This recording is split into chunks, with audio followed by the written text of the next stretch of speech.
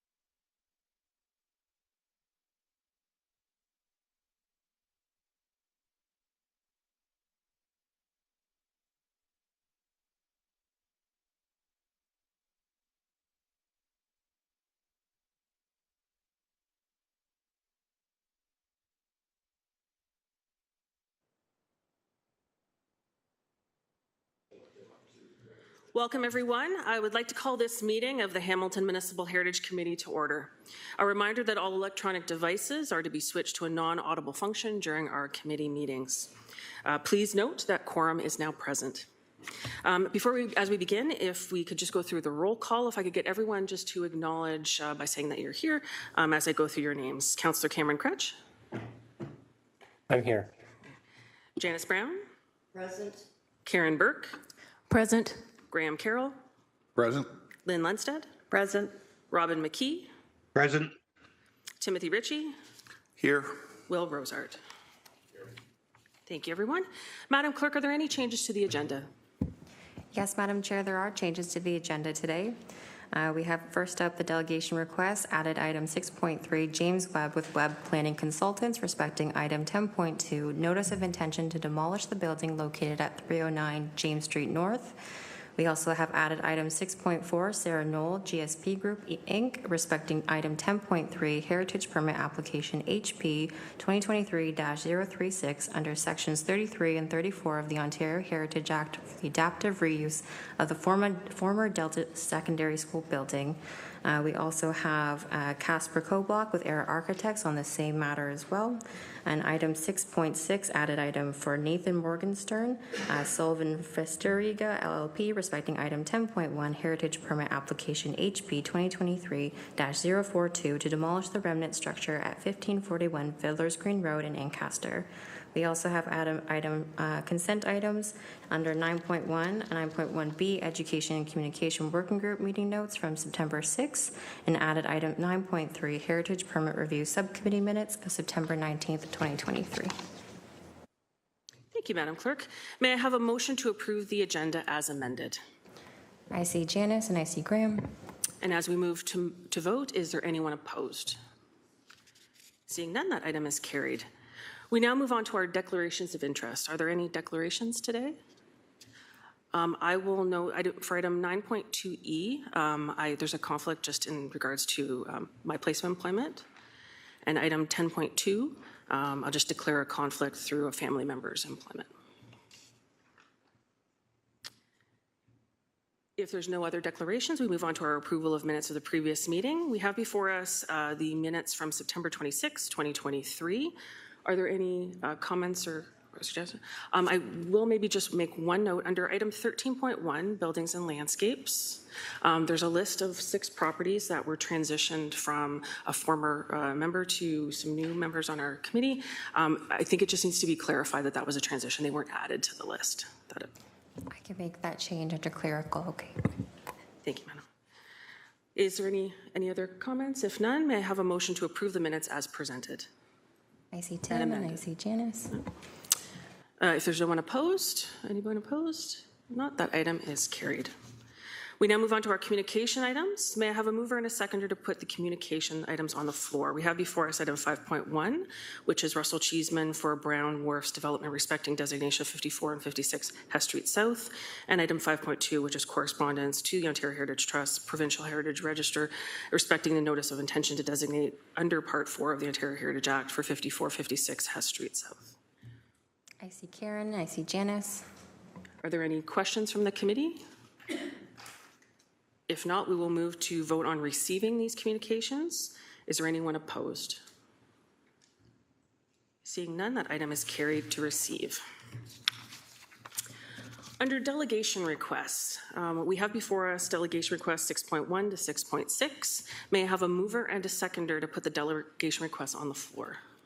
I see Graham and I see Robin. Do we have any questions from the committee members today? If not, we will move to vote on receiving the, go ahead. Are any of these delegation requests from the citizens, or are they all relating to the properties? I can take that. Through the chair, they're all related to the properties. They're either the architects, except for Chris Cavacuti, who is the property owner. Are there any other questions? If not, is there anyone opposed? Seeing none, that item is carried.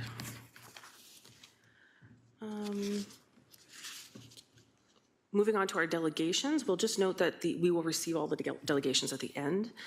So we'll begin with our delegations. Item 7.1 is Chris Cavacuti respecting item 10.4, Heritage Permit Application HP 2023-014 under Part 4 of the Ontario Heritage Act for the erection of a new front detached accessory structure at 79 Markland Street in Hamilton, PED 23223 and Ward 2. So Chris is here to answer any questions that the committee has on this item. And I believe Michael's also on the call, who has I think he's planning to do a formal presentation. I don't know if he's actually, I don't see his name here, but. Yes, I'm here to do a presentation if possible. Okay, Michael, so as a delegation, there are 5 minutes. So if that is not enough time, we can certainly request the committee consider anything longer, but 5 minutes for your presentation if you'd like.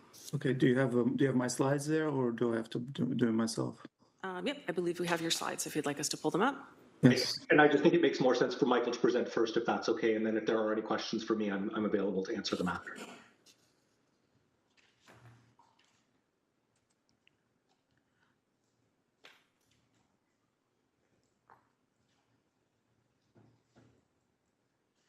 Yes.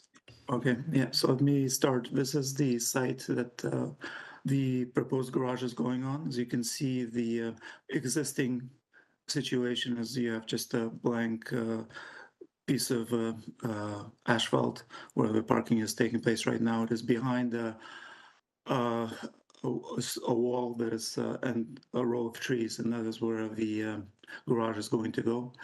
Yes, please. Previous slide, one back. One back. Can you go one slide back, please? Yep, the staff are just making that adjustment. Okay, next slide, please. Okay, so this is a site looking back from the house. As you can see, it's a very large lot. The red markers indicate where the garage is going to go. So as you can see there, we're not taking up any more green space. It's a very large lot. It is behind, the garage is going to be located behind the fence and a row of trees. And as you can see, it's taking up very small amount of a lot area in front of a house. Next slide, please. Yes, this is a site plan showing the location of a garage. As you can see, it's taking up maybe 10% of the, or 1/10 of the front lawn. About 1/3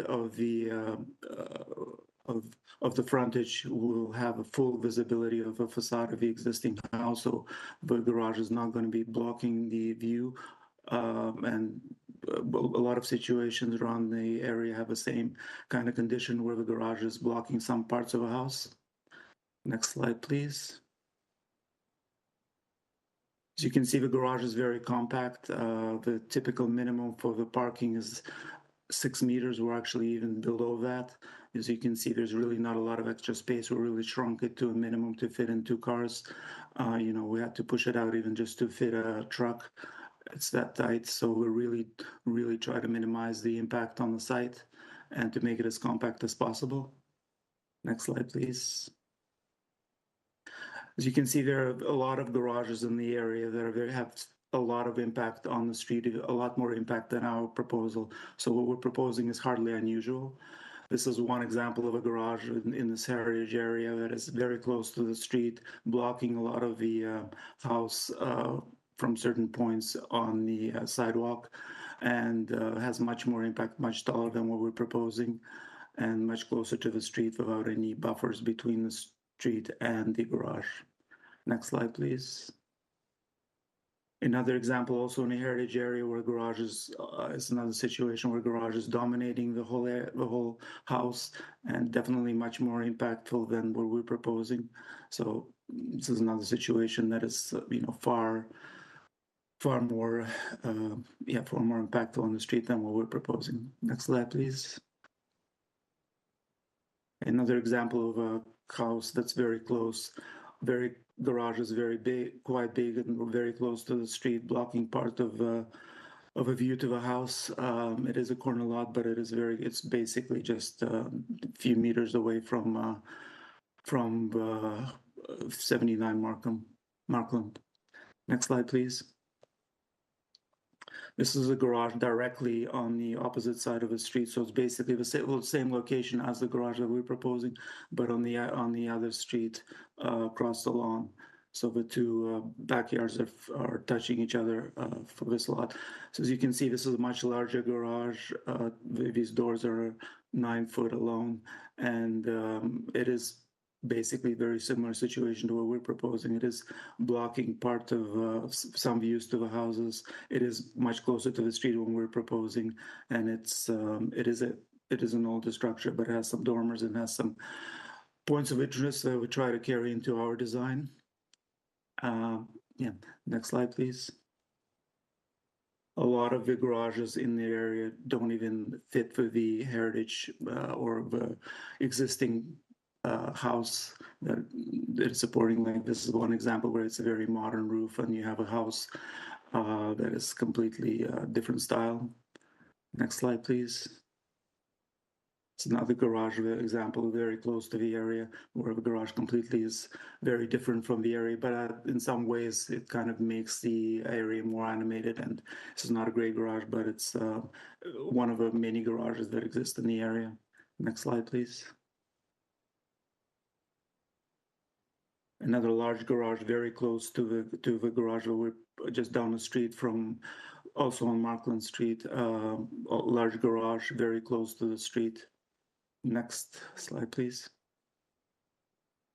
Another garage very close to where we are. Also, the garage is dominating the facade of a house from certain angles. It's a lot more impact than what we're proposing. Next slide, please. Michael, we're now at 5 minutes. Is there? Oh, I say. We can just flip through the slides, and we can just quickly see other examples of garages that are actually very impactful. So just to illustrate that what we're proposing is hardly unusual. So yeah, if you can just flip through the other slides very quickly, that'll be. Well, I'll just finish it there. Yes. And now we get to our design. This is remove out the trees. As you can see, we try to kind of match what the house is doing, kind of the same language and the same kind of same kind of big roof and details. And next slide, please, just showing it how it would look with the trees there.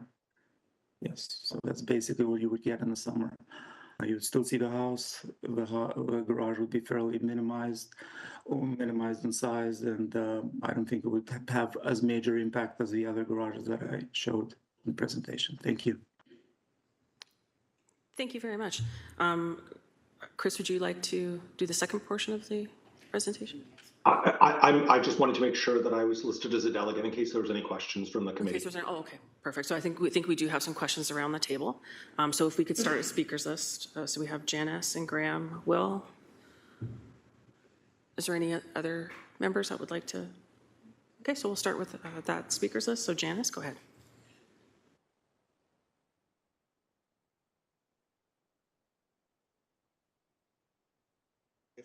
Okay, press the blue. Thank you.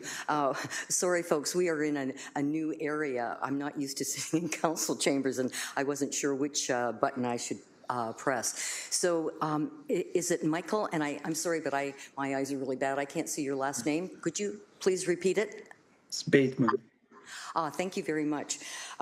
Yes, I am very familiar with the area, and there are 44 properties in the area. 9 have garages that are not necessarily where your build is going, but they are certainly in the front. There are another 4 that are on corner lots, and that's not considered part of the streetscape from what I gather.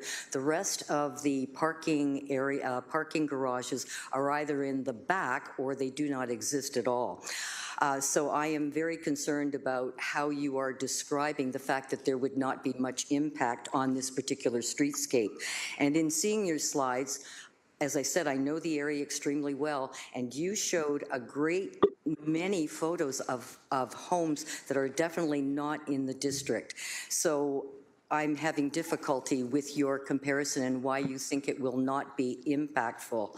And the other thing, just to bring to your attention, because I am very concerned, there is a conservation plan, and the conservation plan is very specific about where auxiliary buildings should be located. And it says they should be located at the rear of the lot, and garages in particular should not be the dominant element of the main elevation. They're best located to the rear or set back from the principal facade. So those are my comments, and if you have anything that you'd like to say back to me, that's fine. Thank you. Sure, I'd like to say a lot. There's, first of all, about 5 slides that I showed that were actually in the heritage area. I can point out which ones. So there's some of them were not, like many of them were not, but at least 5 were, or 4 or 5 were in the heritage area. Very impactful, much more impactful. Where, I mean, we basically are a corner lot. We're 1 lot away from the corner. So what's happening on the other side of the street is basically exactly the same situation for a corner lot. So we're one house away from the corner lot. Another factor is that there's really no options for this house. The house is blocking all access to the back. There's no possibility to park anywhere but at the front. So what you basically are going to get is, like, 2 cars always on this blank piece of asphalt, which I don't think is looks very great. As I said, there's a lot of buffers between lawn, then there's a row of trees, then there's a fence, and then there's going to be a garage, which is as compact as possible. So we really are not taking a lot of we're really far less impactful than a lot of garages I showed. And I think what we're proposing is actually an improvement to the existing situation. And yeah, as I said, there's also the factor that, the owners of a house, feel that they have a right to have same kind of benefits as the other owners of their neighbors. And some of the neighbors support the application and have sent letters of support. And yeah, they basically have a right to keep their lawn mower or their snow blower in the garage, so that they can actually clean the area properly, rather than bring them up from the back of a shed to the front every time there's a snowfall. So there's a lot of reasons to have a garage at the front, because the lot is so big, and then there's really not a lot of other options. If we could put the garage at the back, we would do that, certainly, but there's not an option here.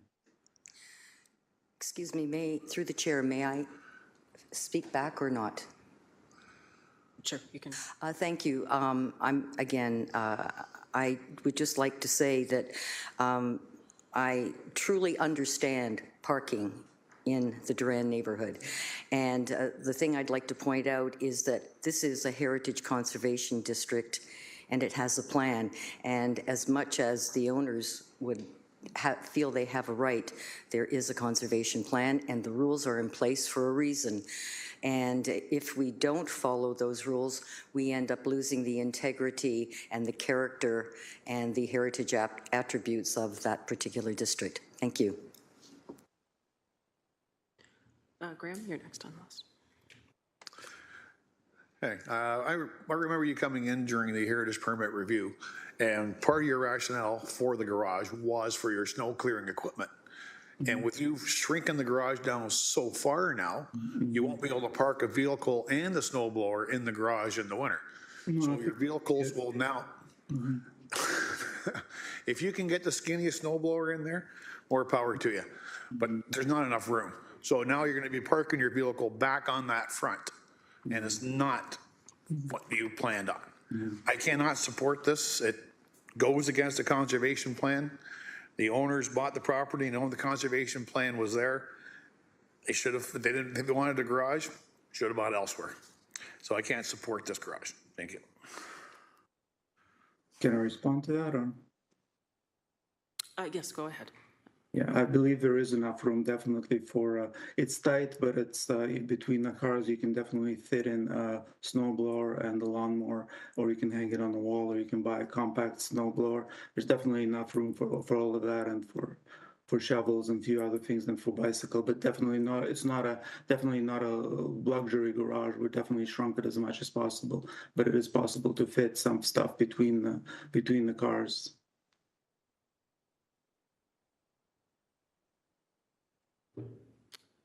Will, you were next. Yeah, my specific interest is, am I on okay? You're over there. No, right here. Oh, yeah, I am. I'm sorry.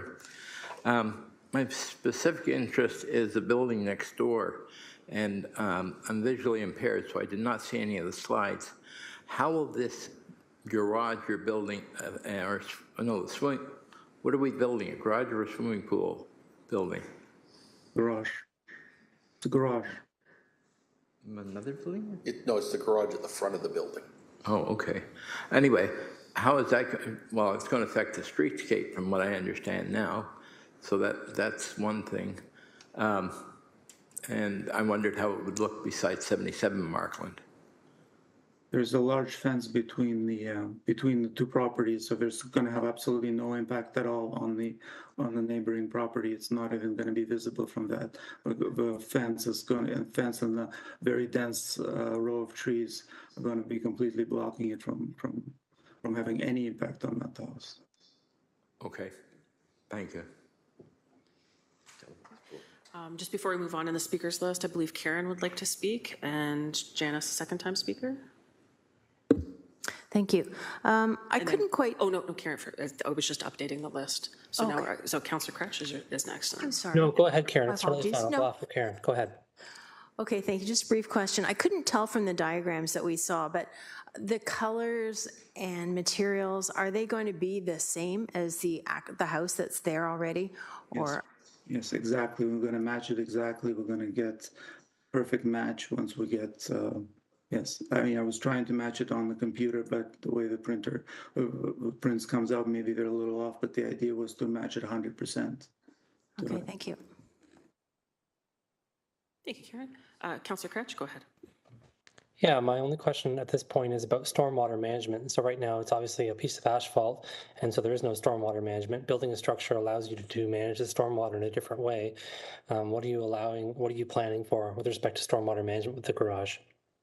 Well, there's already an existing ditch behind the garage that was going to remain there.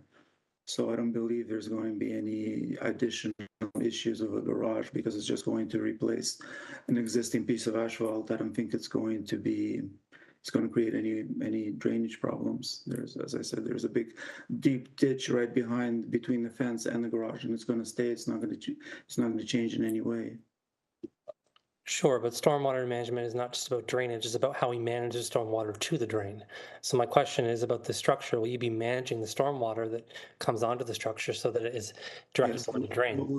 We're planning downspouts, and we're planning to grade it, in a way that will drain it right to the, away from, onto the street and away from away from other properties.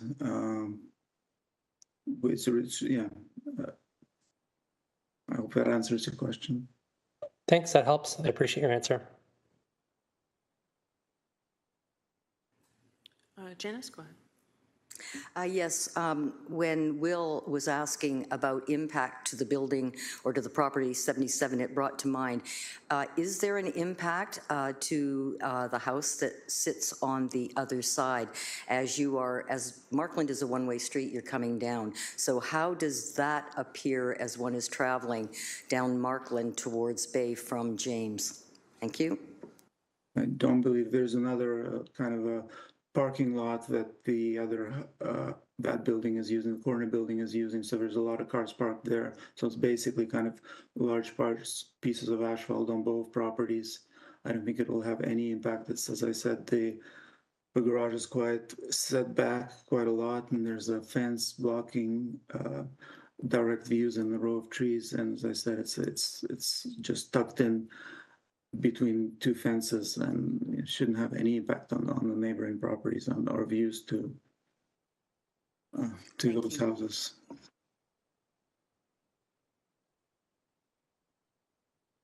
Do we have any further questions, or go ahead, Robin? To the chair, Where do you park your vehicles now? Maybe Chris can answer that, but I believe they're parking right now on that asphalt square where I showed in the slides, where there's a car located right now on the photo. And the plans that you showed, you said you shrunk the garage. Why did you shrink the garage? Well, because I wanted to minimize the impact that it has, and maximize the view from the street to the house, and to have as less as possible impact on the street. So, and we were also asked by the previous hearing to reduce, the size of the garage as much as possible, which we did. So that's And you say that you're going to design the street facade to be the same as the facade of the building that exists. materials. Yes, materials will be the color of the stucco, and the accent band will be the same as the one in the house. So it will be behind a fence and over and have trees over top of it. In front of the fence, yes. So basically 2 layers of kind of buffer. So there should be minimal visual pollution to the house itself. That's what I believe, yes. Thank you. Yeah, so the question was, where do we park our vehicles now? Yeah, we park them on the parking pad where the garage is going to go. The one other thing that hasn't been mentioned is we have had a couple of break-ins to our vehicles as well. So just from a security perspective, we would also really like to be able to park our cars where there's a little bit more security. So.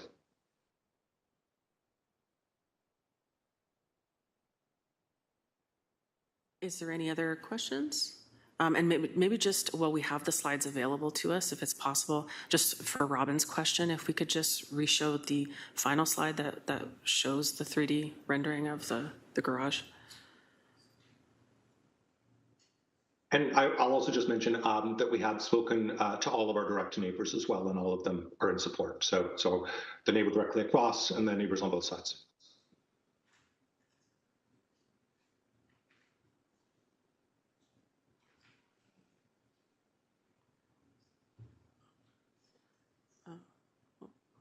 Yeah, this is a slide. Yeah, that's the.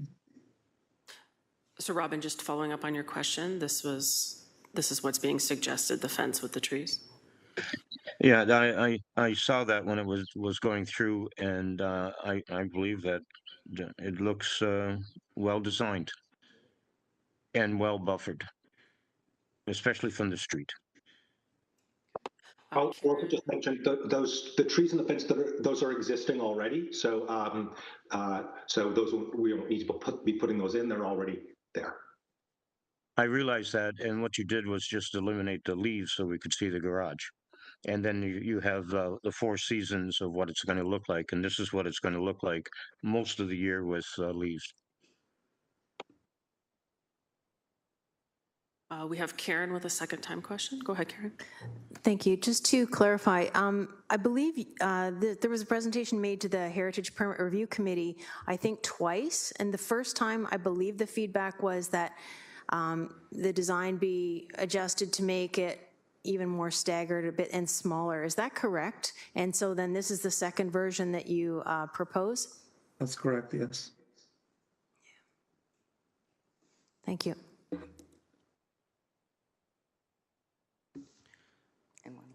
So we have Tim as a first-time speaker, and then Janice to follow as a third. Go ahead, Tim.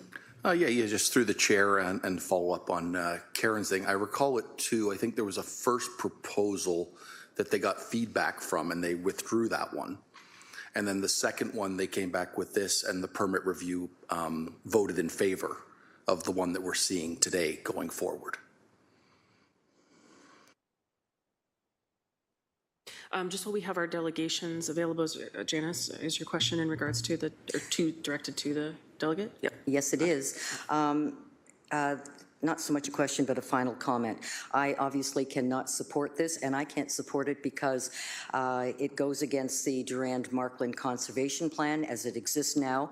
And from what I can see, the report just deals with design. It does not deal with the very important guidelines for making alterations, and that is how it affects the streetscape and the entire character of, sorry, not the entire character, but the character of that neighborhood. And as from what I can see, the intention of the Markland Heritage Conservation Plan was to conserve the unique character of the district and its components and its building spaces. And this, to me, looks like a shed stuck in the middle and side front of a home. And it does not speak to the conservation plan at all. Thank you. Could I respond to that, or is that? Absolutely. Go ahead, Michael. There's a garage, which I showed previously, that is located exactly in the same location, but on the other side of a yard on the next street. So it's in the same conservation area, much more closer, a lot closer to the street, a lot less buffered, and everybody seems to be fine with that garage. So the garage is hardly defeating the character of a neighborhood, because there's a lot of garages like that in the neighborhood. Yeah, so that's my comment. Okay, thank you very much. Oh, and Graham is a second-time speaker. Just as we're updating our speakers list, is there any other further questions? Go ahead, Graham. Okay, some of these garages that you're bringing up were actually existing long before the Heritage District ever existed, so it's kind of hard to tell the people to go back and tear them down because we don't like them. They're already there, right? So they're existing non-conforming, I guess you could call it. And a lot of the trees that you're talking about using for buffering the view of the garage is not on the homeowner's property, it's on the neighbor's property. So they could take them down and suddenly expose that to the streetscape, and you have no control over it. So again, it does affect the streetscape, or can potentially even make it worse. I think that I'm pretty sure those trees are on the property. The front trees that are in front of a fence are on part of a property. The ones in the front. Yeah, those are the trees in the picture that you see to the left there. Those are all on our property, and the ones in front are also on our property.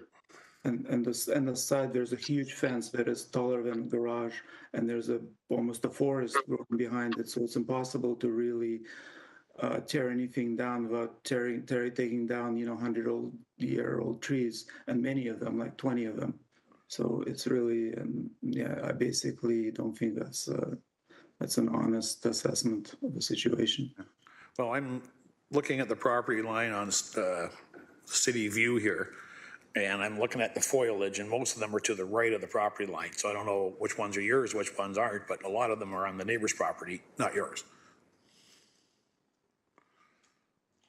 Well, I don't think we can argue with the. Yes, I know. I'm just saying. The property only is his trees. There's a fence, and all those trees are on our side of the fence. So the tree trunks themselves.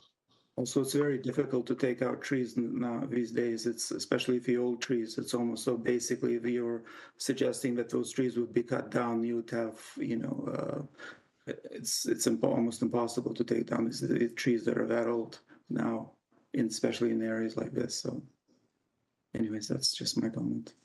Okay. No, thank you for clarifying that. I think we've got Karen last time. Is there any other questions in regards to just the delegation's presentation? We will be talking about the report later. Go ahead. I'm just wondering if we could see the overview, the plan from, looking down from above, just to get one last look at the entire lot, please. Thank you.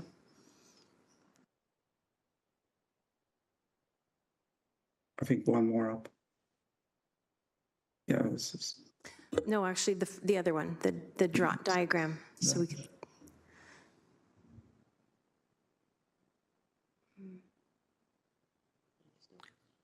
Karen, did you have a question? No, I guess I don't have a further question. I just wanted to see if we could see the trees on the diagram or where they might be. Well, they basically are in front of the garage on the property. You can see the fence is almost right right against the garage, and then there's a little bit of space, and that's where the trees are. It seems like it's a small area, but actually the whole lot is very large. So it just there's definitely enough. The trees are definitely on the property.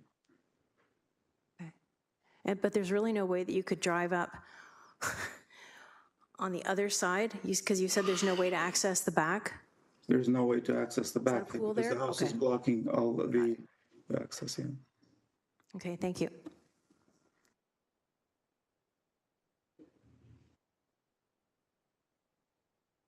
Any other further questions?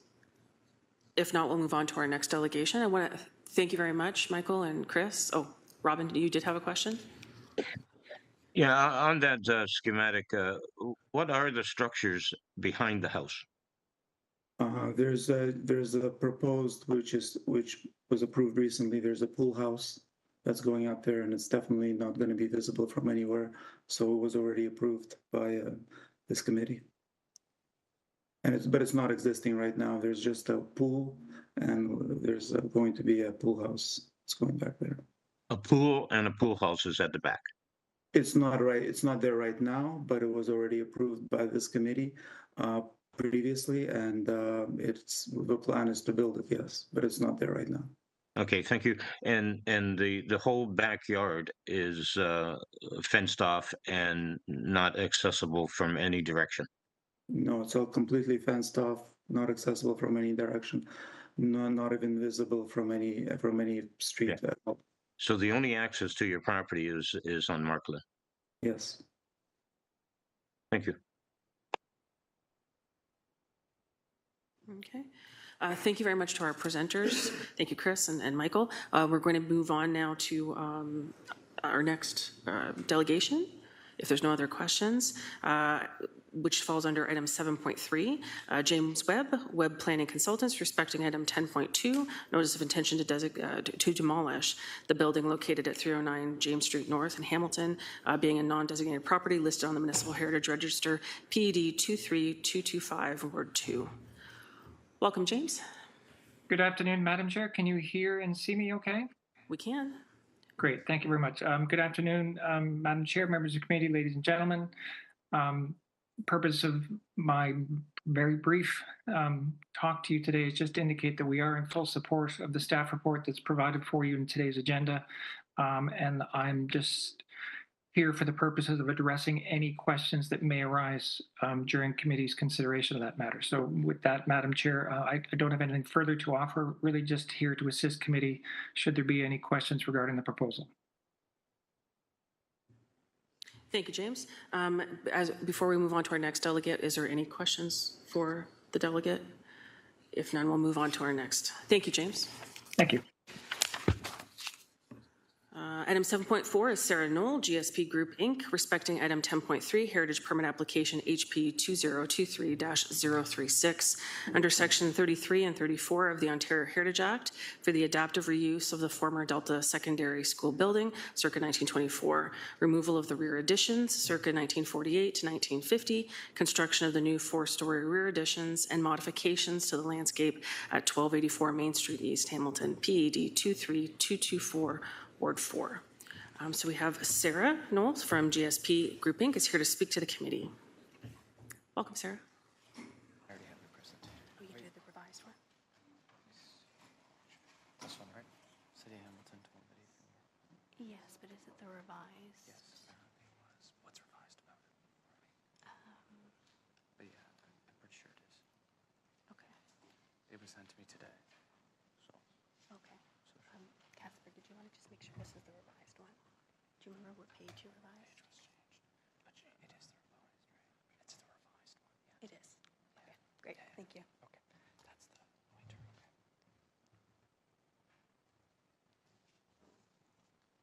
Okay. Sarah, just while the presentation's getting set up, so 5 minutes are typically the presentation for the delegate. Is there any thought that you need longer than 5 minutes, that the committee should Right, thank you, Madam Chair. I will not need the extra 5 minutes, but Casper will. It's similar to our presentation at the subcommittee, where we did ask for an extra, I believe, 15 minutes tied to that. Okay, so the request before us is to allow extra time for the presenter. It's up to this committee to vote if they would like to allow that extra time. Do we have any mover and a seconder to put forward that? Could I clarify before we get there, if you don't mind? I see that the chair, that the person is they're next on the list. There's already a delegation time for Casper. Correct. Yes, but they're asking for 15 minutes, Councillor, so we would need to request the additional 5, so 5 minutes for, if that's Thank you for clarifying. Sorry, Madam Chair, it would probably be an additional 10 for Casper, so 5 for me, his allocated 5, and then possibly another 10 after. So it's up to this committee for that extra time. Okay. Graham, so we need a seconder. Karen, is there anyone opposed? Seeing none? Okay, that was great. Great, thank you. Good afternoon. My name again is Sarah Knoll, and I'm a registered professional planner with GSP Group. I wanted to provide a quick planning overview, as I do know that ERA is the consultant that you do want to hear from. Casper will introduce his colleagues when he speaks, but I do want to mention that I am here with Ms. Nicole Chimidamore, representing the ownership group, and she's sitting up there in the gallery, and she will be here to answer any questions if you need to ask her. As mentioned, we have about 20 or so slides to present quickly, with my presentation speaking to the first 2. The Planning Act applications were submitted to provide much-needed housing in the City of Hamilton on an underutilized lot that has sat vacant of permanent use since it was deemed surplus by the school board in 2019. This property is highly unique. It is exceptionally large at almost 2.5 hectares. Its location is in an important location to allow for residential intensification. Unique to the site, the property does not directly abut any land uses, but rather abuts municipal streets along all 4 lot lines. This unique layout allows for transition elements to be added to the proposal. One of those transitional elements is providing a lower-rise form surrounding the limits of the property, abutting Graham, Maple, and Wexford Avenue South. Adding to that low-rise perimeter and tying to the mid-rise height of the original heritage building, the taller buildings are intentionally located interior to the site and intentionally set back behind the original heritage building. All of these buildings fall within or fall under the angular plane from all 4 abutting streets, which is another transitional element that, based on the size and location of the site, we are able to meet. We understand that on the site there are heritage attributes, which is why the CHIA was required and prepared. The results of this CHIA, which included restoration and enhancement, removal, new building placement, and reusing or preserving of materials are all factored into the proposal. We are before you today, as we were before you at the subcommittee a few weeks ago, because the city's cultural heritage comments stated that we obtain a heritage permit for the proposed work prior to the approval of the applications. It was because of this direction that the heritage permit application was submitted roughly 6 months after the Planning Act application. It was anticipated that conditions would be tied to the heritage permit approval to provide control or comfort over when the permit could be pulled. And these conditions have in fact been added within the staff report in front of you today under the Alternative for Consideration section as the approval of the heritage permit with conditions, and specifically Condition 5, VII. It is this alternative decision on page 13 of the staff report that are we requesting committee approval tonight. So bringing it back to planning, the Planning Act applications include a zoning bylaw amendment application to implement the proposal and to change the zone from institutional zoning to a modified transit-oriented corridor zone that exists along Main Street East. The submission included consultants' reports, such as a traffic impact study, which has been supported by the city, and there are no engineering concerns that cannot be addressed that would restrict the development proposed. This next slide, my last slide for you, again highlights the prominent location for intensification.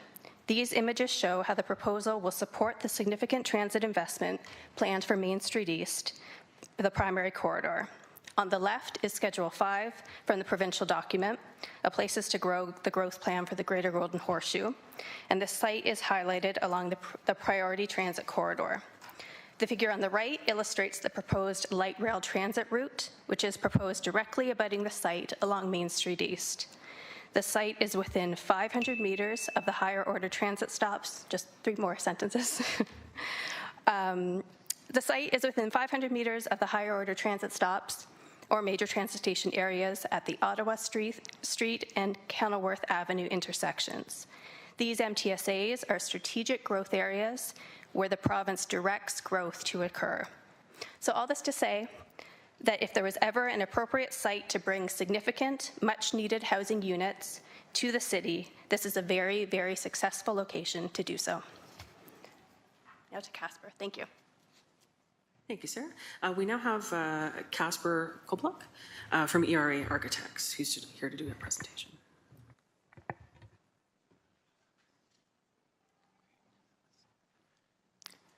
Through the chair.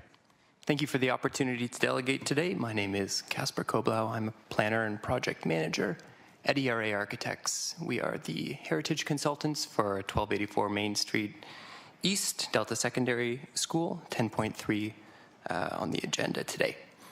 I'm joined by my colleagues Samantha Irvine and Pauline Walters at ERA, who are available virtually to help me answer any questions that you may have. So today we are asking that the committee give consideration to the alternative option that staff has provided in their staff report, that being approval of the heritage permit application subject to an extensive set of conditions.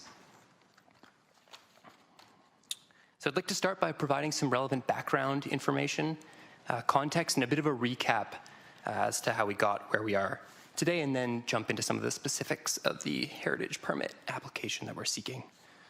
So to begin with, the site is covered by an extensive designation bylaw, bylaw 14-077 under the Ontario Heritage Act, with attributes that essentially span the entire site, corresponding to the area shown in blue on the slide.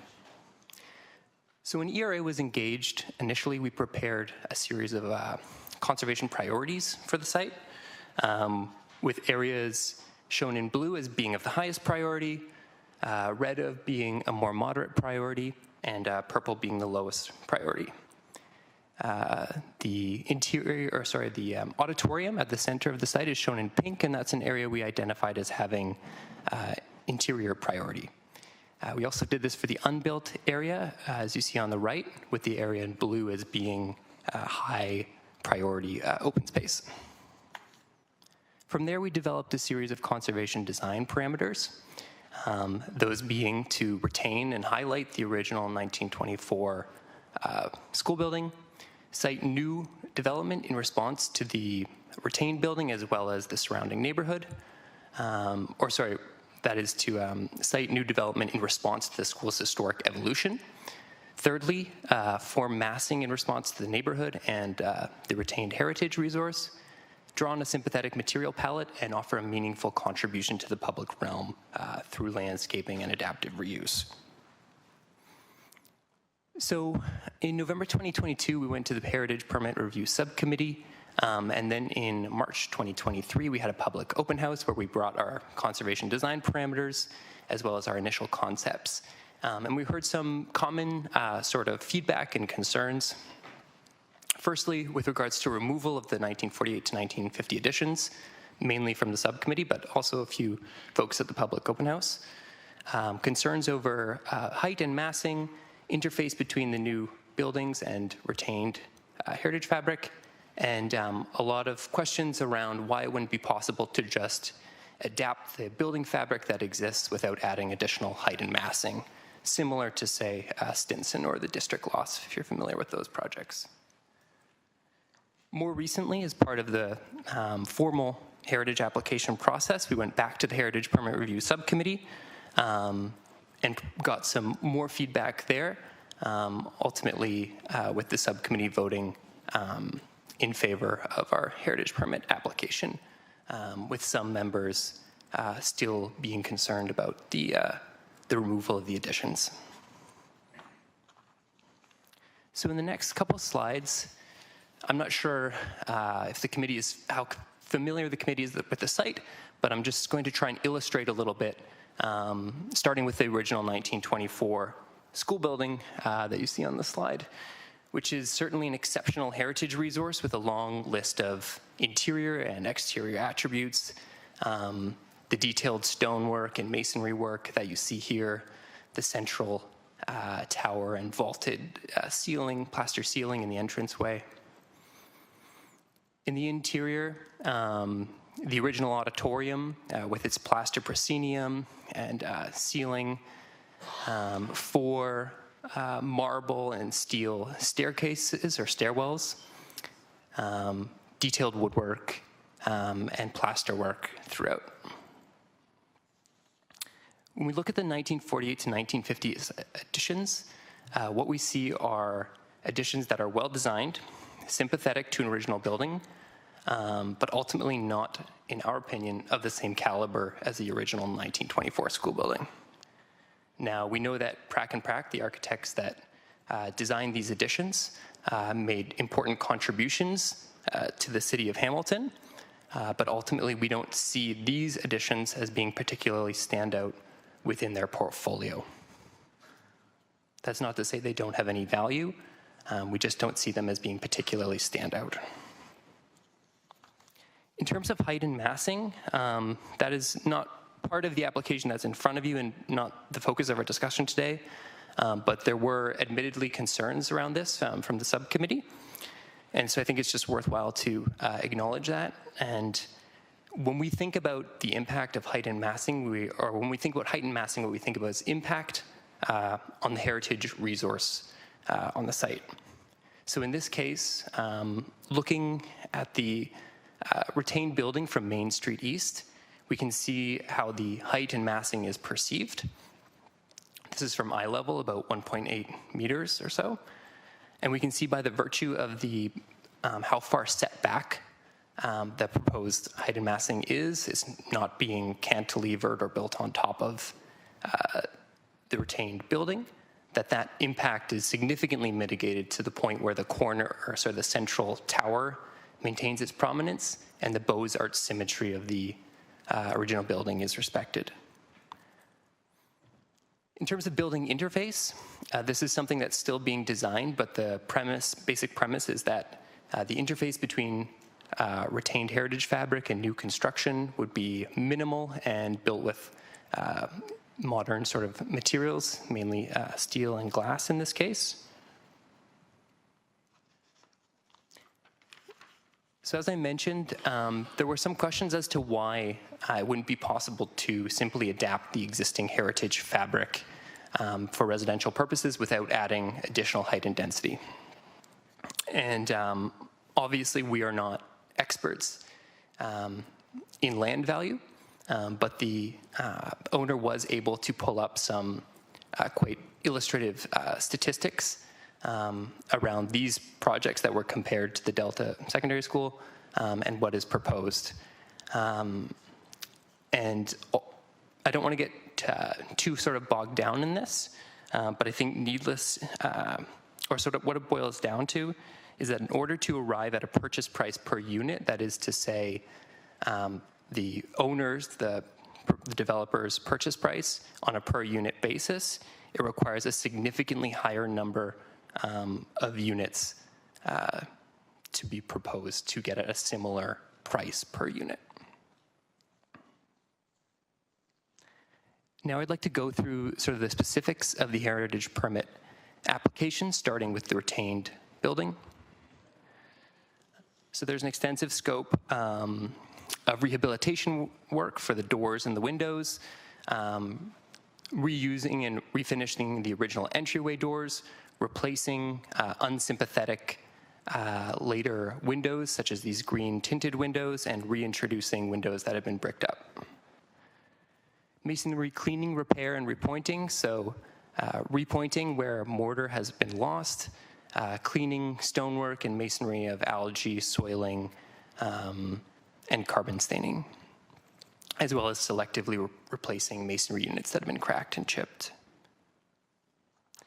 In terms of metalwork and rain gear, we're proposing to refinish the site's metalwork, including these original entrance gates, replace flashing and rain gear that is in need of replacement, as well as replace the roof membrane and decking as required. Proposing to refinish these original light fixtures as well as add new lighting as required by way of a heritage lighting plan.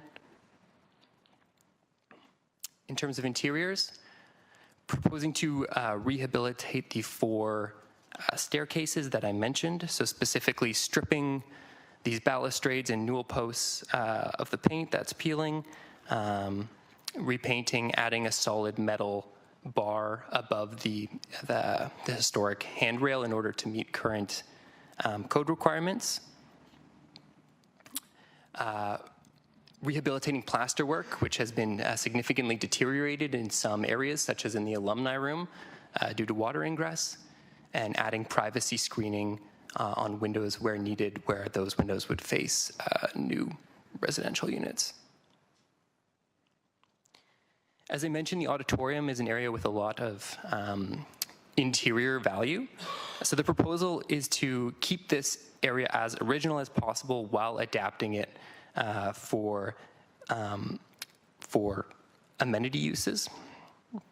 So to that end, we propose installing a floating flat floor and otherwise just restoring the plasterwork as needed and modifying the door openings to meet the new flat floor level. Removals and new interface, so we are proposing to remove the rear additions from 1948 to 1950, as mentioned. Salvage brick in sufficient quantity to allow for restoration work, and also salvage these woodblock floors in the wood shop for an interpretive use.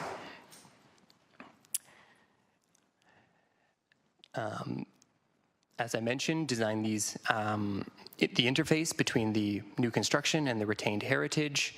And of course, there are already existing openings where those connections would be made that were previously the area that was connected to the 1948 to 1950 additions.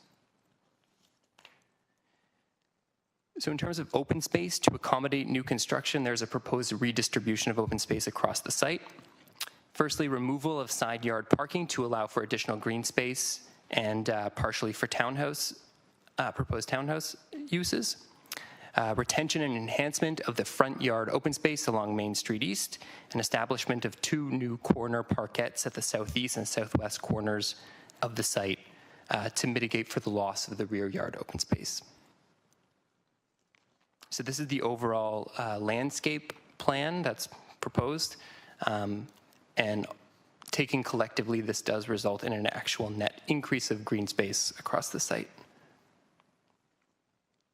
So bringing it back to the agenda item and the alternative that staff has prepared for your consideration, we respectfully ask that this committee give consideration to the alternative, which is that staff has prepared, being the approval of the heritage alteration permit, subject to conditions, including the preparation of a conservation plan, interpretation plan, lighting plan, documentation and salvage report, securities to ensure the city's interests are maintained, and ultimately that the Planning Act applications be approved before any permits are issued.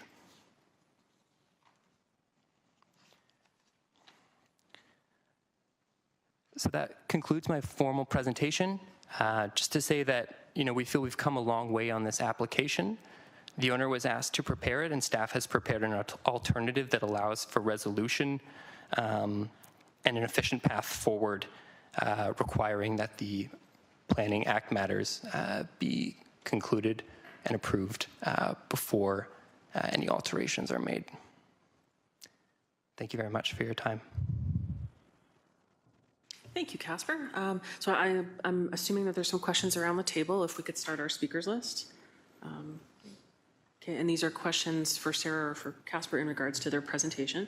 Okay, so Graham first. Do we have other questions? Oh, go ahead, Graham. Thanks for coming again today. Through the chair, thank you. Met you guys 2 or 3 times now through the Heritage Permit Review Subcommittee.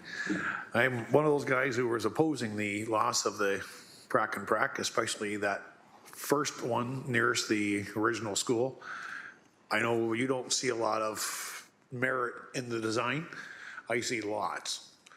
It's one of those buildings that, to me, is easier adapted than most because it's easy to add to the top, add to the south to get your density that you need. Sort of like the McElwright lofts, and now the Whitten lofts on Murray Street, the project, the alley, and if we're gonna go really extreme, the College of Art and Design in Toronto. But if you were to build that, of course, every neighbor in the neighborhood would probably hate you because that's a very extreme design. But it just shows us possible to retain the original and still get your densities needed. It's the one in the back, I like it, but not as much as that first one. That, to me, that's just a really nice building. To me, easy to adapt. You can still get your underground parking in when you excavate around it. Easy to build on top, easy to use. So how much consideration did you really put into keeping that one? Through the chair, thank you for the question. We definitely put a considerable amount of effort into considering various scenarios, which I can sort of show. But I think one thing that I should clarify is that we certainly do see, merit in the firm being Prac and Prac, and in these additions as well as being sympathetic to the original building. Given the extent of the designation bylaw on the site, we did establish a series of priorities, and ultimately these additions were not the highest priority for the site. The highest priority was really maintaining the original building, and we do think that a balanced sort of approach is needed here in order to make this development work. So I can we talk more about Prac and Prac, if we want to do that, or talk about some of the alternatives that we looked at, as the committee would prefer. I'm just not quite sure what the question is exactly. Well, to me, it's just knowing how much interest you put into preserving that building and expanding on it. Yep. Because you don't have to keep it exactly as it is. We know you need to get your value out of the property. To do that, you got to increase your densities. To do that, you can go up and you can go south. Yeah. Without blocking the original college or whatever you're doing around it. Collegiate Golf Gothic. Yeah. So we did look at a number of alternatives, which I will flip to, and I wonder if, through the chair, I might call on one of my colleagues to shed a little bit more light on this as well, if Samantha is on the line. Samantha Irvine. I am on the line. Hi, Samantha. Welcome. Would you like to provide some further clarification? Sure. Thank you very much, Madam Chair. These are some alternative development scenarios that we looked at, and a lot of the conversations that we've had have been about, Casper mentioned, balancing priorities on this site. So finding a way to create a financially feasible development scenario that would achieve the planning objectives that Sarah put forward in her presentation, but also some urban design directives around transitioning down to the neighborhood. And I think we have a couple more. Do we have all of them here in this slide deck? Okay. So I think what we looked at, and respecting that our jumping off point was, in our view, these Prac and Prac additions are, like Casper said, meretricious to a degree, but they are not designed to the same standard as the original building. So we always had in mind that these were puzzle pieces that we thought could move if necessary. And I mean, we still believe that. Obviously, we're in support of this application. But in so sort of conceiving of these buildings, we thought about these additions, as ways to achieve required density without building too high or building too close to the neighborhood. And when you build, can you go back to the last one, Casper? I mean, let's just discount the option where we build a ton of stuff on top of the 1924 building, because in our view, that building is the jewel in the crown on this site. But we can talk about the option on the right, and the issue with an option that kind of collects density on top of those Prac and Prac buildings is that there's not a sufficient transitional relationship to the 1 and 2 story homes that are immediately adjacent to this property. There is a version of this plan that takes some of that density off of the top of the buildings and puts it into towns, but which actually, yes, is on the left. But in that version, the facing distance between the existing buildings and the towns, it's not a nice condition for the people who are going to live in these units. There are windows that are quite close together. There's an element of constraint there that it just, from the designer's point of view, did not create a good living environment. So, you know, aside from the sort of big ticket planning considerations and the urban design directives, there was also this practical consideration of what does it feel like if you actually keep these things and then build beside them as a form of transition.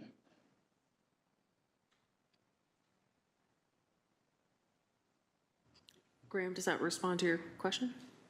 And then we'll add Karen to the speakers list.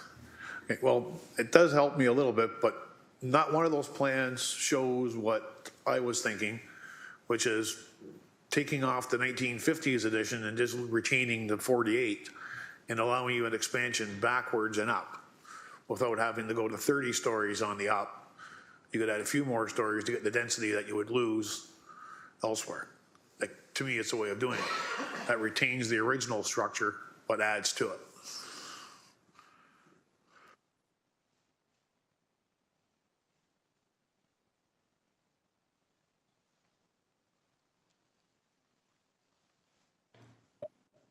Through the chair, I'm not sure that I fully grasp what you're saying, but I think that there are, in any plan like this, a whole bunch of different ways to approach it. These are the alternatives that we looked at because they were the ones that had an element of practicality from a building standpoint. I mean, I'm not sure how else to address what you're suggesting.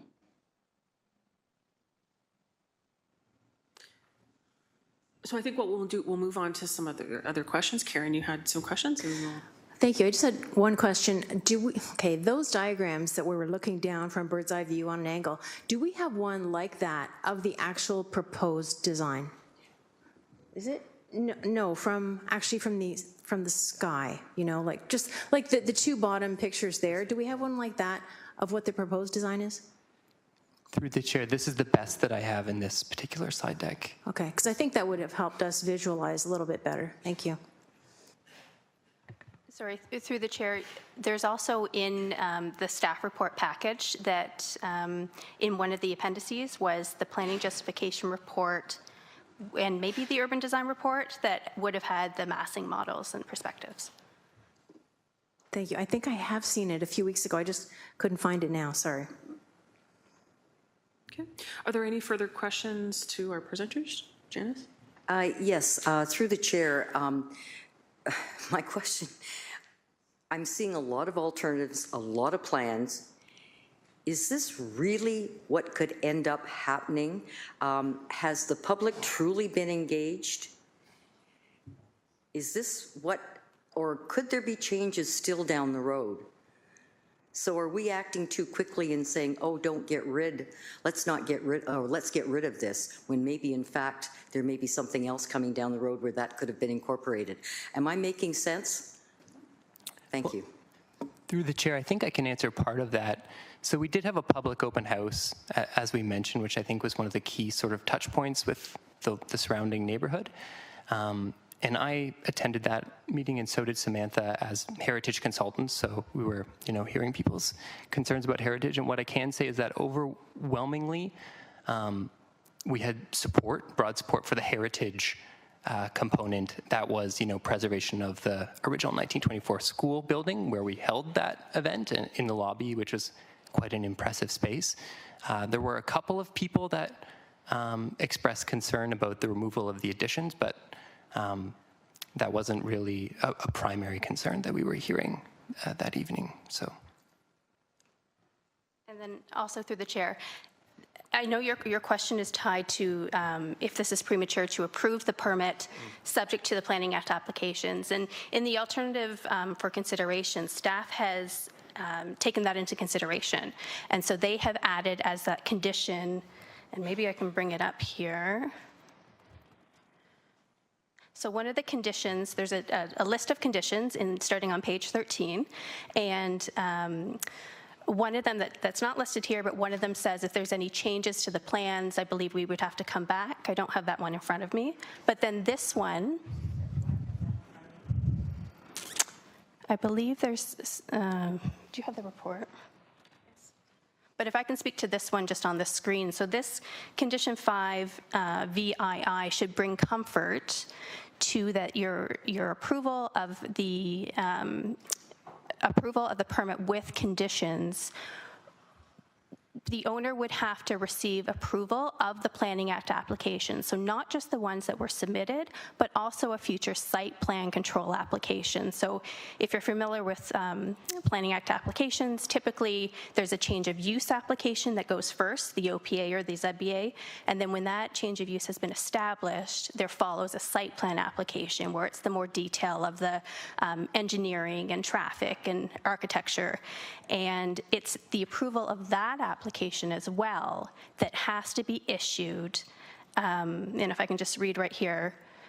So the owner receives the official plan amendment, zoning bylaw amendment, and site plan control application and any other required Planning Act applications for the redevelopment prior to the issuance of a building permit to demolish the rear additions. So that should safeguard for you that approving this permit is not premature.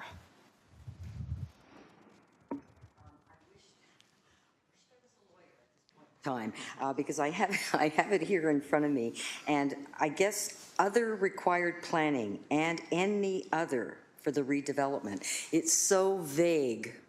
Thank you. Thank you, through you, Chair. I think that is a safeguard to control any future applications that needs to be tied to it. So I submitted already as the OPA and ZBA, but they have also tied to that more detailed site plan. And I think they left it that broad so that it would provide comfort to the committee. Thank you. And through the chair, just one last, probably question/comment. So is there a possibility that the 48 building could be reincorporated into this plan with the safeguard in place?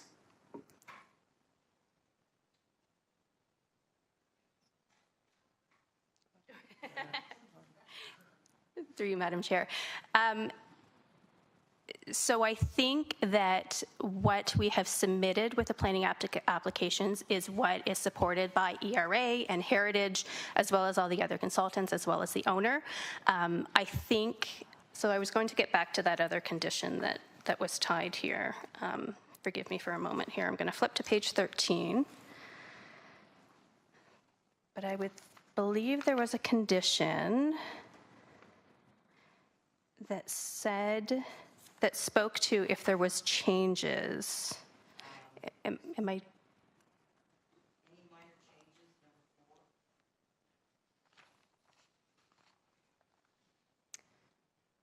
number 4? I think Alyssa Golden would like to comment. Through the chair, yes, I believe Alyssa Golden, Cultural Heritage Program Lead. I believe that the recommended alternative condition that's being mentioned is our standard condition, which is around any minor changes to the plans and elevations, generally considered to be minor. So typically for heritage permits, if just to allow some wiggle room, if there's maybe changes at the building permit stage, we would typically include that provision. So we wouldn't contemplate substantial changes to a proposal as a part of that condition. Thank you. And through the chair, that says minor, and a heritage designated building 1948 is not minor, correct?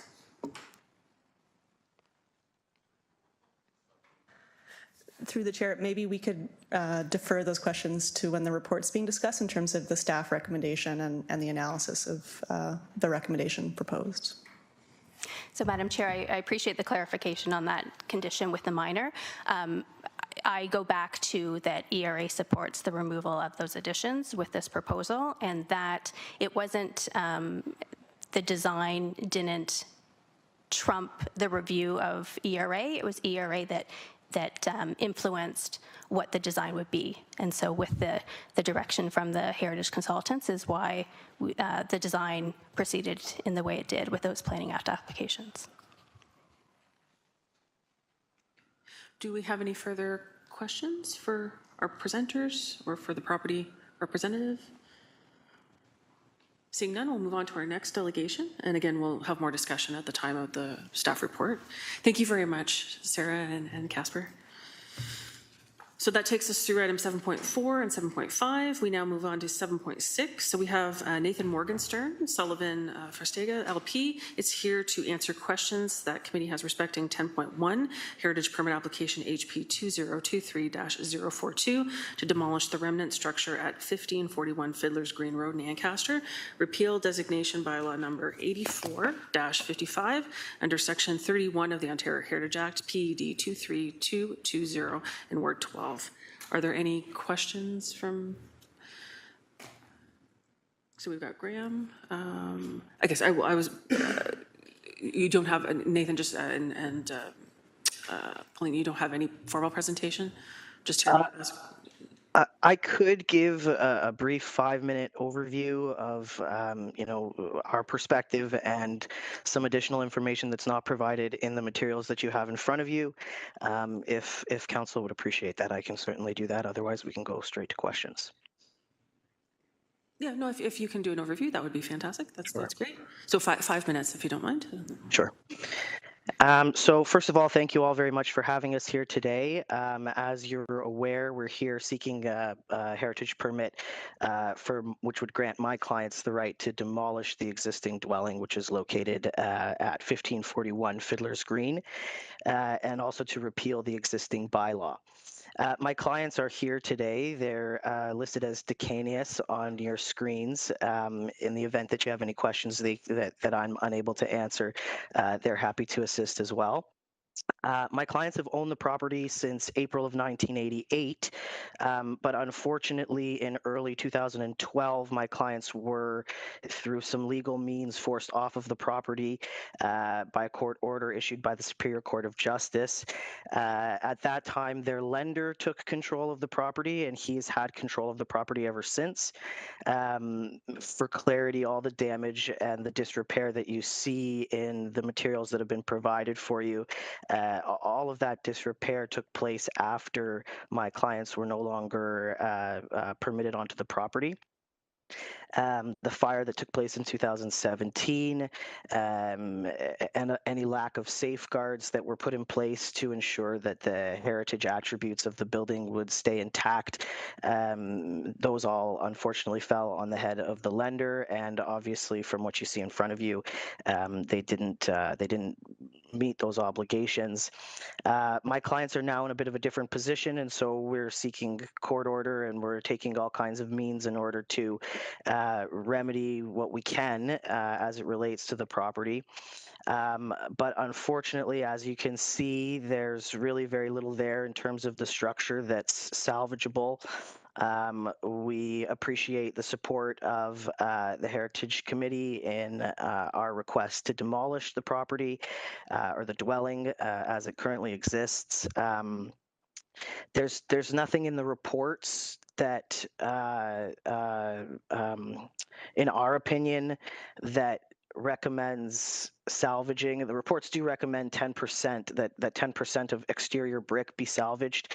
It's our position that through the reports as well, it's likely unsafe that to even bring a salvage crew in there. I know that there are people who have differing opinions to me on that one, but it is clear from the reports that the structural integrity of the existing dwelling is at risk. It's not in good condition, and so whether or not a salvage crew would be able to get in there and actually salvage much is really beyond my scope, and likely even the scope of most of the people here, but a salvage crew is likely who will need to assess that when the time comes. Otherwise, our position is that the report should be condition free, but in the event that there are conditions, of course, we'll meet those conditions as needed. I think that pretty much concludes my submissions for you here today, and I'm happy to answer any questions, as is my client, in the event that there are any. Thank you, Nathan. So I think we had Graham as having some questions. Do we have any other members that would like to get on the speakers list? Oh, Janice doesn't know yet. Well, we'll start with Graham. Go ahead, Graham. You accidentally answered my question during your presentation. I was going to ask if you had talked to any experienced salvage firms yet to see what they could do on the property, and it doesn't sound like you have. Well, no, and I mean we wouldn't do that unless we were receiving our demolition permit. It would just really be an additional cost, I think, to my client at this point. If that's where we're headed, then of course, I mean, once we're looking at actually demolishing the property, then certainly whatever conditions are listed on that permit, we'll do whatever is necessary to meet those conditions. But until we have that permit, there may not be a point yet. Yeah. As I said at the Heritage Permit Review, they could see the building is not salvageable without someone with extremely deep pockets to fix it. So I have no issues, and I said that one condition we put on was to salvage what you can. I think is a good one and easily obtained. Again, don't hurt anybody while doing it. Certainly. Thank you. Do we have any other questions for our presenter? Robin, go ahead. Through the chair, can we see a photo of the existing property? Certainly, and through the chair, I always forget to say that part. What I'll do for you, I can pull up, it's in the reports that have been provided for you, but I can certainly bring you to, it's difficult, here, maybe I'm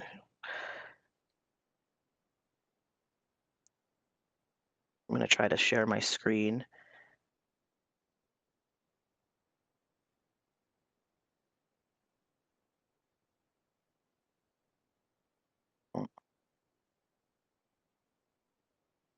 Let me get you to.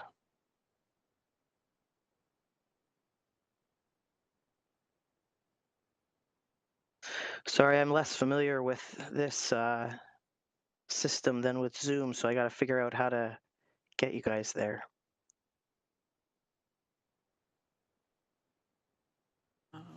Alyssa, go ahead.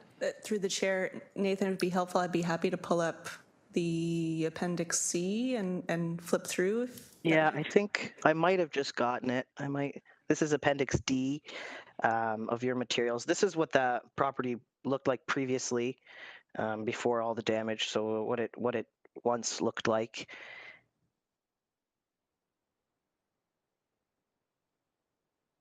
Just images of the lot there. These might be a little bit difficult for you to see, and I apologize if that's the case. And Alyssa, if you think Appendix C is better, I can switch to that. I do have it available, but these are the heritage qualities or conditions, and then the corresponding assessment and recommendations are next to it.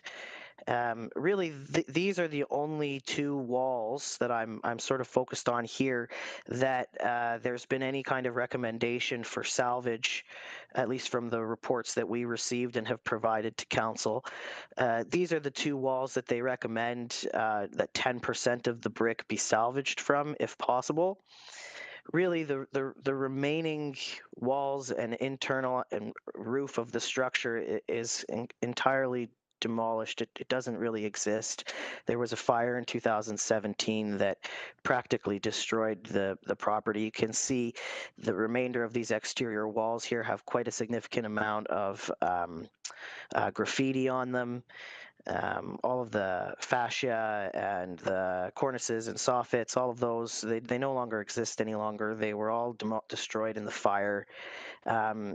The roof no longer exists. The fireplaces inside don't exist. The entire interior doesn't exist. Yeah, you can see through these images here that it's fallen into quite a state of disrepair, and certainly is not fixable or salvageable. And if you could fix it, it would lose all of its heritage attributes. Thank you. Thank you. Are there any other questions for the presenter? If not, we'll move on to our next section, and we'll come back to this as the report. Okay. So thank you, Nathan, for that. Thank you very much. Okay. May I have a mover and a seconder to receive our delegations that we've heard today? I see Tim. I see Janice. And is there anyone opposed to receiving? Seeing none, that item is carried. We move on to our staff presentations. We have item 8.1, which is the recommendation to designate 7 Ravenscliffe Avenue, Hamilton, under Part 4 of the Ontario Heritage Act, PED 23187, Ward 2. So we have Meg Oldfield, Cultural Heritage Planning Technician, is here to give us a presentation. Through the chair, Alyssa here again.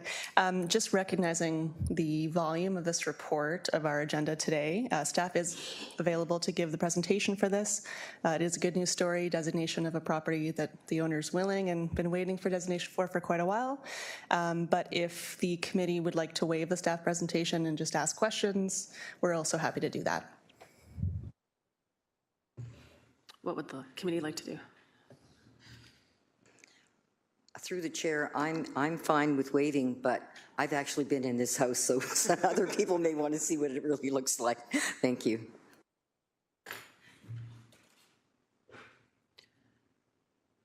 Oh. So if we could have a mover and a seconder to waive the presentation, and we'll just move directly to questions. I see Graham and I see Lynn. Okay, so if there's questions of staff in regards to designation, do we have questions? Oh, Will, did you have a question? Yeah. Okay. I've gotten in the presentation, but is this the castle or is this another property going up the right side of the street?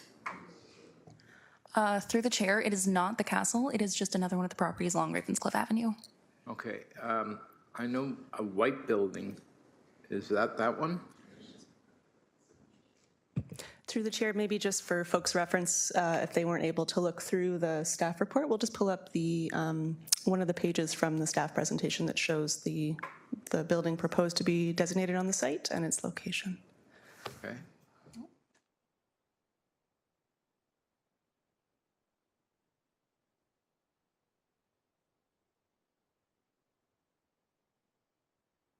I know 3. Okay. So do we have questions of staff? We can move directly to the report. Yeah, I'm still not sure which house we're looking at. That's because I can't see those pictures. Is it, there's like number 3 was Morrow House, and then there was a White House, and is this the one beside that? So is there the slide that shows the site plan? The location on the site? Through the chair, yes. So recognizing in terms of visibility, so it is on the east side of Ravenscliffe. It's the 4th property in from Aberdeen, south of Aberdeen on the east side. Exactly. I was just showing a picture. Thank you very much. Okay. Thank you for clarifying that. Okay. So are there any questions in regards to the staff report? Graham? Because once again, great work, beautiful report, and this is most likely a slam dunk to get our approval. Other questions or comments? So we have before us the recommendation that the city clerk be directed to give notice of council's intention to designate 7 Ravenscliff Avenue, Hamilton, shown in Appendix A, attached to report PD 23187 as property of cultural heritage value pursuant to the provisions of Part 4, Section 29 of the Ontario Heritage Act, in accordance with the Statement of Cultural Heritage Value or Interest and description of heritage attributes attached to Appendix B to report PD 23187, subject to our standard conditions that we have in your report. Any questions in that regards? Oh, go ahead, Alyssa. Through the chair, I might just clarify, I believe after our last designation last month, there was maybe a question about these standard conditions of designation approval. And just to clarify these 2 clauses about giving staff direction to address any objections we might get to the notice of intention to designate. And then the second part is if we don't receive any objections, that we can move forward to bringing forward a bylaw for council passing. So just wanted to clarify those as, yeah, there were a few questions about them before. Jana? Through the chair, thank you, Alyssa. I was the one that was a bit brain dead, and I really had to go back, and I can't believe it. It is there, and it is there, but I just didn't compute. So thank you. So we have, if there's no other questions in regards to the report, we'll now move to vote on the recommendations before us. Is there anyone opposed? I have a question. Oh, go ahead, Robin. Yeah, what Alyssa just said, is this a property request, property owner request for designation? Through the chair to Robin, yes, the owner had originally requested designation of this property.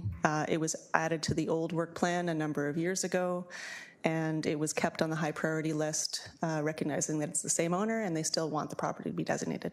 Yeah, so there should be no opposition. Thank you. And actually, before we move on, I should move her in a seconder, right? We need to move her in a seconder first. I see Tim and I see Graham. Okay. And as we move to vote, is there anyone opposed? Seeing none, that item is carried. Under consent items. Madam Chair, may I have a question of the previous item on the Fiddler's Green? Well, can we wait until that item comes up in discussion? Okay. Thank you. Okay, so we're moving on to our consent items. So we have before us item 9.1, 9.2, and 9.3. May I have a mover and a seconder to put the consent items on the floor? I see Lynn and I see Tim. Are there any questions in regards to those consent items? So we have our working group meeting notes, delegated approvals, and heritage permit review subcommittee minutes. If none, we'll move on to receive those items. Is there anyone opposed? Seeing none, that item is carried. Before we move on to further discussion, does anyone require a brief recess at all? Okay. Okay, if that's, we'll take, if, do you need a? Just a mover and seconder. Get a mover, I think we have our mover and a second. See Graham and Tim. Okay, is 5 minutes enough or 10 minutes? Okay, we'll recess for 10 minutes. 10 minutes, okay.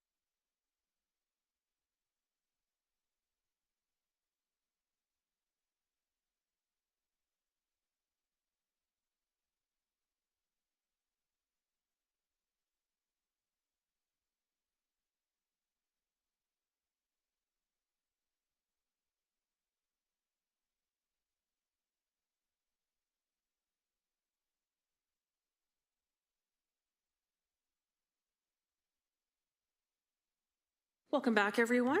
So we will, now that we've had our brief recess, we will come to our discussion items.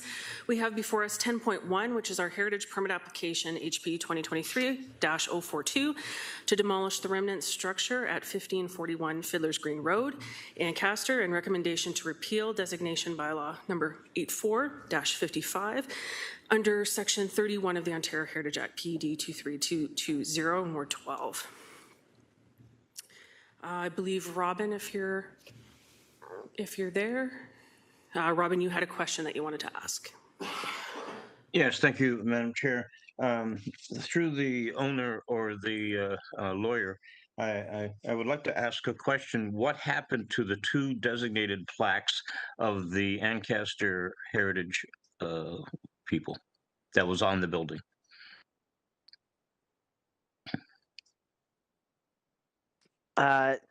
I'll be frank, I'm not aware of the plaques. I'm not certain if my client perhaps is able to speak on that.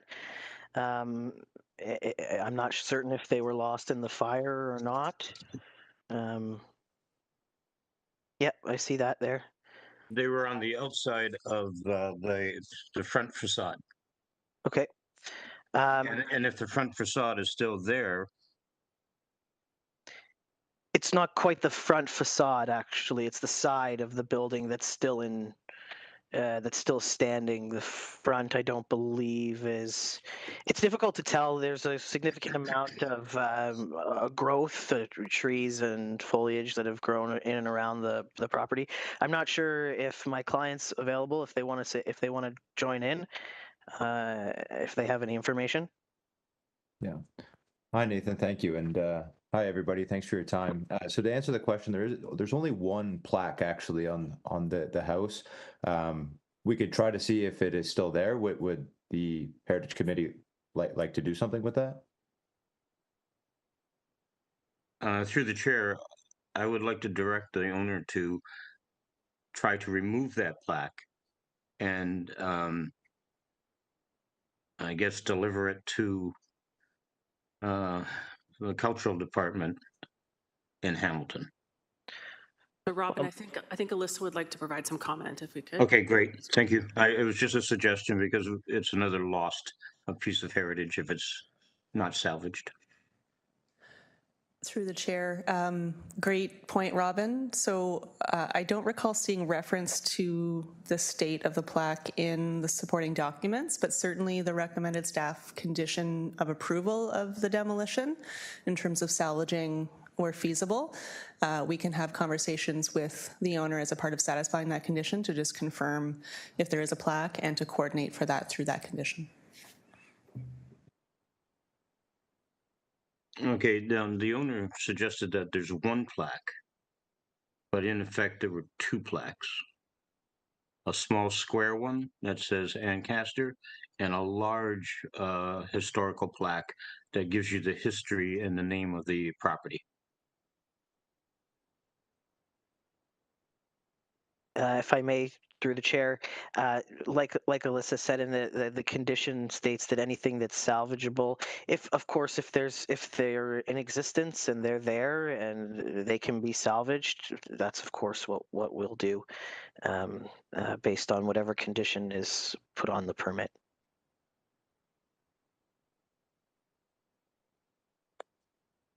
Thank you.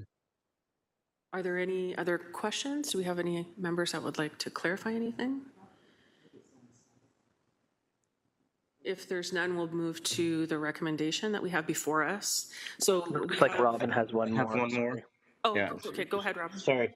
If there is going to be any salvaging, the yellow quants on the entranceway, those are probably the most significant because they're a yellow brick in Hamilton is very rare.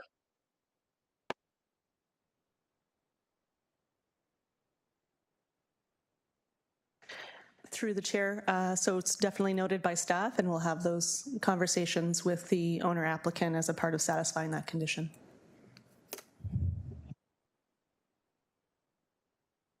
Thank you for those comments, Robin.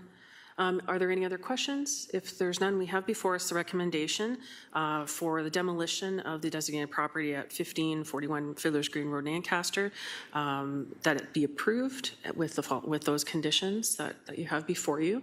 May I have a mover and a seconder to bring those recommendations to the floor? I see Janice and I see Tim. Okay. If there's no further discussion, we'll now vote. Is there anyone opposed? Seeing none, that item is carried. Moving to item 10.2, I'll pass the chair over to, oh, did I?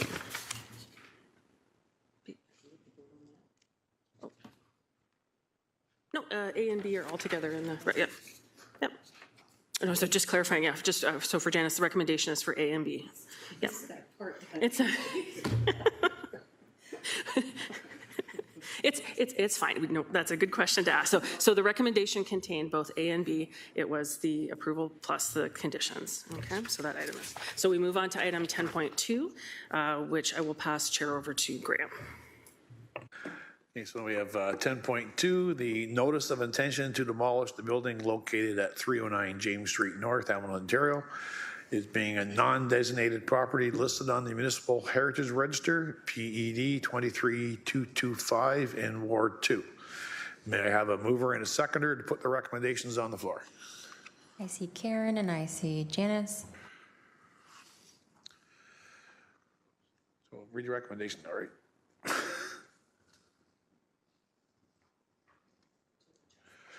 Yeah.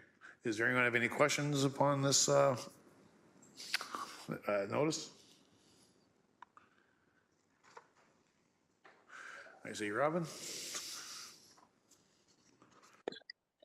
Again, can we see a photograph of the building? I can't call up the files. Through the chair, yes. Emily Bent, Cultural Heritage Planner, looks like she's just pulling some information up for you right now, so just be a sec.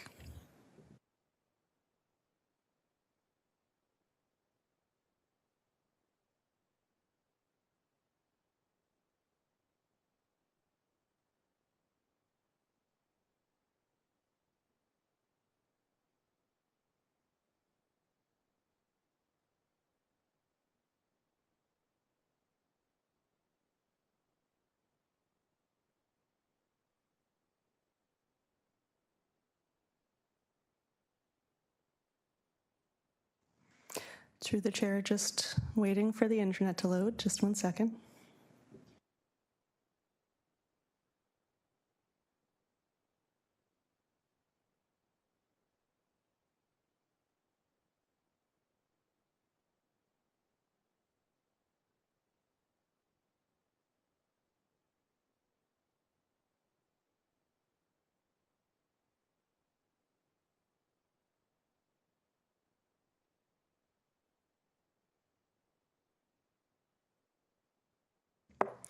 Through the chair, so Emily is just pulling up the appendix to this report and just sifting through it to find a good establishing shot for you, Robin.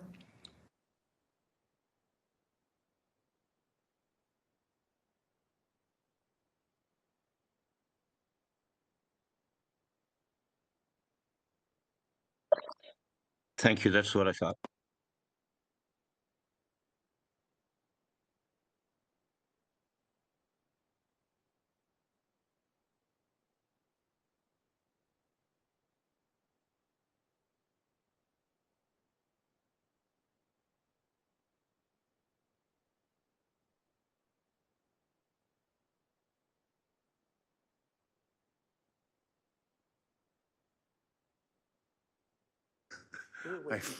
We're waiting for that.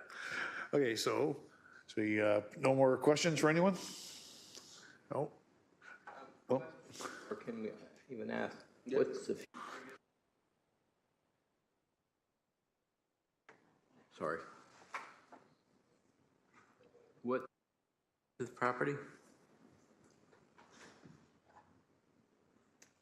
Through the chair, I believe I heard a question in terms of the future use of the property? Yes. Okay. Were we allowed to ask that question? Through the chair, the property is going to be redeveloped in a couple of phases. So the building just to the north of 309 is going to be rehabilitated and retained in situ, and then the property at 309 James Street will be redeveloped with mixed use. Thank you. Sorry. By redevelop means demolished. Yes, correct. Through the chair, it will be demolished and a new building will be built in its place. Thank you.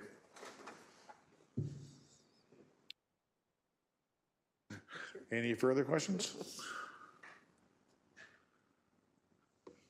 Seeing none, to move the recommendation that the non-designated property located at 309 James Street North be removed from the Municipal Heritage Committee, from the Heritage Register. Guys, move her in a second or just carry it? No. Just vote on. Is there anyone opposed to this being removed from the register? No. I see Will.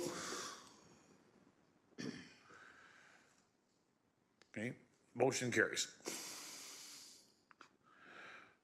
Pass it on back to Alyssa. Thank you, Vice Chair. We move on to our item 10.3, which is our heritage permit application HP 2023-036. So under section 33 and 34 of the Ontario Heritage Act, for the adaptive reuse of the former Delta Secondary School building circa 1924, removal of the rear addition circa 1948 to 1950, construction of a new 4-story rear additions, modifications to the landscape at 1284 Main Street East, Hamilton, PED 23224 in Ward 4. So may I have a mover and a seconder to put the recommendations on the floor? The recommendations before us. So we've got. I see Janice and I saw Tim. So the recommendation before us is that the heritage permit application HP 2023-036 for the adaptive reuse and all that was read prior to this statement here be refused. So are there any questions of our committee? Graham?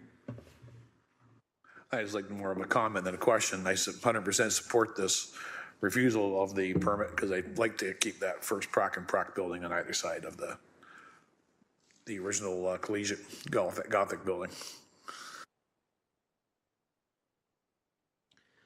Is there any inputs staff would like to provide?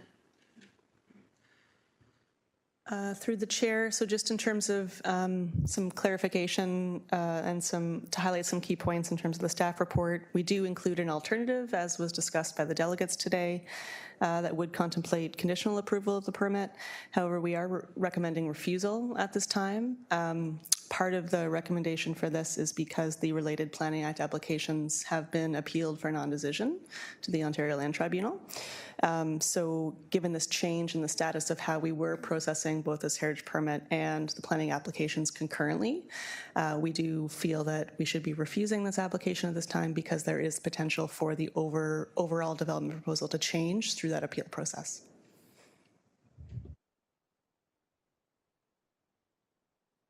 Do we have questions from members after that clarification? No questions? Robin, nothing? No. Just to thank you for that clarification because I was confused a little bit there. So we have the recommendations before us. If there's no further questions, we've got our mover and a seconder. Is there anyone opposed? Seeing none, that item is carried for refusal. Thank you. Item 10.4 is our heritage permit application HB 2023-041 under Part 5 of the Ontario Heritage Act for the erection of a new front detached accessory structure at 79 Markland Street in Hamilton, PED 23223, Ward 2. So may I have a mover and a seconder to put the recommendations on the floor for this one? I see Janice and I see Tim. Okay. The recommendations before us is that the heritage permit application HP 2023-041 for the erection of the front detached accessory structure on the designated property of 79 Markland Street in Hamilton in the Durand-Markland Heritage Conservation District. Attached to this report, subject to approval of any required Planning Act applications and the following conditions, which we went through during the presentation. But that recommendation is noting for approval. Do we have questions? Janice, is there anyone else? We'll start our speakers list. Go ahead, Janice. Not necessarily a question, but just a few other comments with regard to the presentation by the architect, I guess it was, and I'm not sure exactly what the owner said.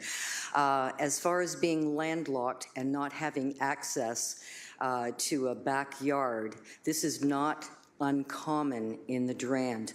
Many of us have to live with that situation.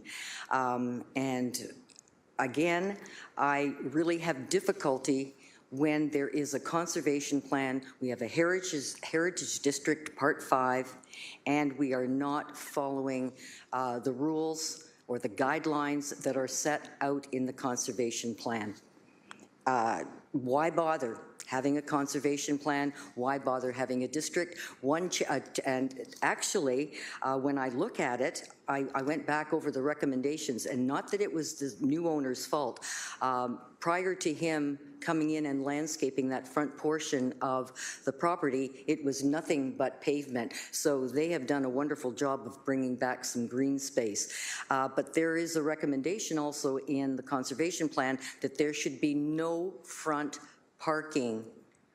That was a recommendation, and that should be discussed with the City of Hamilton, whoever those people are that control the bylaws with parking. So for me, there are so many things that do not sit well, and that definitely will affect the streetscape. And the only garage in that whole area that actually juts out further, and it was there already, is number 10. All other garages are either right alongside the building, or they are recessed back a little bit, or they, in the case of the one right across the road from 79, it's even set back further, and hard-pressed to tell it's there unless you really look closely. And the other ones on the corner lots, I truly did not appreciate seeing garages throughout the Durand neighborhood where the rules do not apply. So those are my comments. I cannot support this. Thank you. Alyssa, I think before we go, well, actually, okay, we'll update our speakers list. So we have Graham and we have Will. And then Alyssa, I think you wanted to provide some clarification to us. Thank you. So through the chair, if I might just provide some clarification, and my apologies if it wasn't as clear in the staff report in terms of some of the other policies around the location of parking and garages. The existing staff report does speak to the compatibility in terms of materials and design for new construction. But if I may, I might just show you two of the specific policies around parking and garages just to give some clarification. So I'll just share my screen 1 second, if I can. Computer's being challenging today.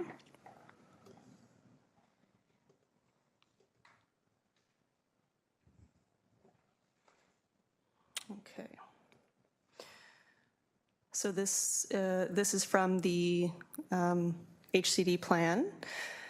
There's language in terms of locating new garages and parking spaces in unobtrusive areas, normally to the rear and side yards. And then the additional provision in terms of ancillary buildings should be located towards the rear of the lot, and that garages in particular should not be the dominant element of the main elevation. So recognizing that when we designate heritage districts, the district plan is intended to provide guidelines and guidance. Not every property is the same, not the conditions of every property aren't the same. Staff are supportive of this particular application, given that the applicant has gone through the process of modifying the original proposal. It has gone through permit review in terms of their support, recommending approval. In terms of the design, I think if we weren't talking about the location, it seems like everyone's comfortable in terms of the compatibility of the design of the building and the challenges around the location of it. And staff have flagged in terms of the recommended condition of approval that they do still need to get any Planning Act approvals to implement that in terms of a front yard garage. But given some of the information that the applicant has gone through in terms of their delegation, clarifying setting it to the side where the existing parking pad is, minimizing the size of the proposal, the materials, again, in terms of compatible design, and generally providing still clear views to the house in relation to really the constraints of this site and the inability to provide parking at the rear. For those reasons, staff are supportive of this application. Through the chair, thank you, Alyssa. I do appreciate your comments, and this is obviously one where I will decide that I shall agree to disagree because I don't agree with yours, with the reasons that you're coming up with, and I understand having to work with the client. I think that is absolutely wonderful. But if you buy into something, I think you need to know what you're buying into. And I do know that real estate agents are very clear when they're selling properties that are designated and that are in heritage conservation districts. It's just another form of weakening what we have. And I wasn't asked about design. I don't sit on permit review, but if I were doing that, I would be removing that dormer. I think it's god-awful. Thank you. Thank you, Janice. But I mean, that is the purpose of having these meetings. Everyone has their own opinion. Everybody can speak their opinion. Graham, you're next on the list. Yeah, I still can't support this. I never supported it in the two Heritage Permit Review Subcommittee meetings that it came through. I like the district plan. I like that how much work went into that plan to come together to make these concepts to preserve the heritage of the Markland Heritage District. And anytime you go against that, I think it's just bad for business. So I can't support this. Next on my list is Will. Yeah, I'd like to say that I don't support the plan because of the streetscape and because it's a designated heritage district. There are a number of properties in that area that are unique, and if we keep watering down one or the other, we're going to, it's not going to be the same. So I would be voting no. Lynn, you're next to speak. Thank you for the chair. I just had questions of Janice and the area. Now, which conservation district is this? Heritage Conservation District? This is the Durand-Markland Conservation District. It runs from James Street South at Markland to Bay South and includes the two houses on the corner on Bay. And then it extends down to McNabb and down to Park. It does not include the house on the 51 Herkimer, the Manse, does not include that. And then it goes down Chilton, which is a little small street. And there are 44 properties in that area. Okay, so I'm just questioning your comments on parking, where you said that I think in the conservation plan that there should not be any parking in front at all. Where are these people supposed to park? No, this was, excuse me, I'll read this to you. It's a recommendation, and the recommendation just said the creation of front yard parking would drastically affect front yard parking, okay, affect the historic character of the area by reducing the amount of soft landscape in the streetscape. Well, he certainly has done a fine job on his soft landscape. I can agree with that. And and then another recommendation 13, it says it's recommended that no new front yard parking spaces be created. So that's a recommendation. It is, I don't know what to say. I understand the concept behind the conservation districts, and I'm totally in agreement with trying to keep the areas as heritage looking as possible. But I think the reality is that people have cars. They have cars and they have long driveways. Everybody has, no, sorry, that's not true. Not everybody has a driveway. Some people park on the street. Mm-hmm. We are a very dense area, so unless you're there, so 44 houses, 9 have garages that are at the front. You can see them, but they don't jump out at you. That's not the first thing that you're going to see. Many of them, probably half of those 44 have garages that are so far back because the properties are so huge. You can see the size of that property. This one is very narrow. It happens to be narrow. In comparison. But there are several properties in that area that are 25 feet across, maybe 30 feet across, and then you're going to get others that are perhaps 120. It is a very unique area. Yeah. I don't know. Thank you. Anything further, Lynn? Or, no? Oh, okay, so I have Tim, and then you'll go after everyone else. So Tim first. No, thank you, through the chair. Yeah, we went over this property quite a lot, I think. It was one of our most talked about one, but that did confuse me too, this question maybe to Janice about the parking situation that you just mentioned, just following up kind of on Lynn's. Is the guideline you're not to create parking in front of the houses in the district? Was that a standard? I missed that. That's it, you only get 3 questions. Through the chair, so the 2 excerpts that I showed on the screen a few moments ago are in the guidelines for the plan that speak to generally the intent to how to guide change within the district. I believe the recommendations that Janice was referring to, so typically when we designate a new heritage district, the plan might also include recommendations to ensure that maybe zoning and other policy provisions at the city are consistent with what's being proposed to be designated. So those recommendations in terms of zoning that Janice was highlighting in terms of no new parking spaces is where that was coming from. Those were recommendations at the time that the district was being designated. So that wouldn't apply to this property in any way because they're not adding any. Those spots are already there. They're building on top of an asphalt parking space. Through the chair, I don't know. Through the chair, I'm not so sure I can say that because this property, this designation happened in 1994, and if I could think back to 1992 when I first arrived in the Durand, I might have said that entire property, there was no parking there. It was probably just a grassed area, but unless I have a Google overhead, I can't say that. So I cannot answer that question. But that parking did not go, that parking pad, big parking pad went in the 2000s prior to the new people that have purchased this place. So they have made some changes.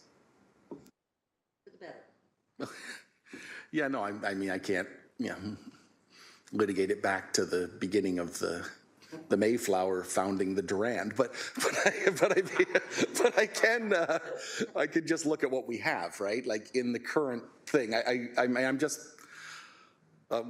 voted for this to go forward. I'm sitting far enough away from you to say that, but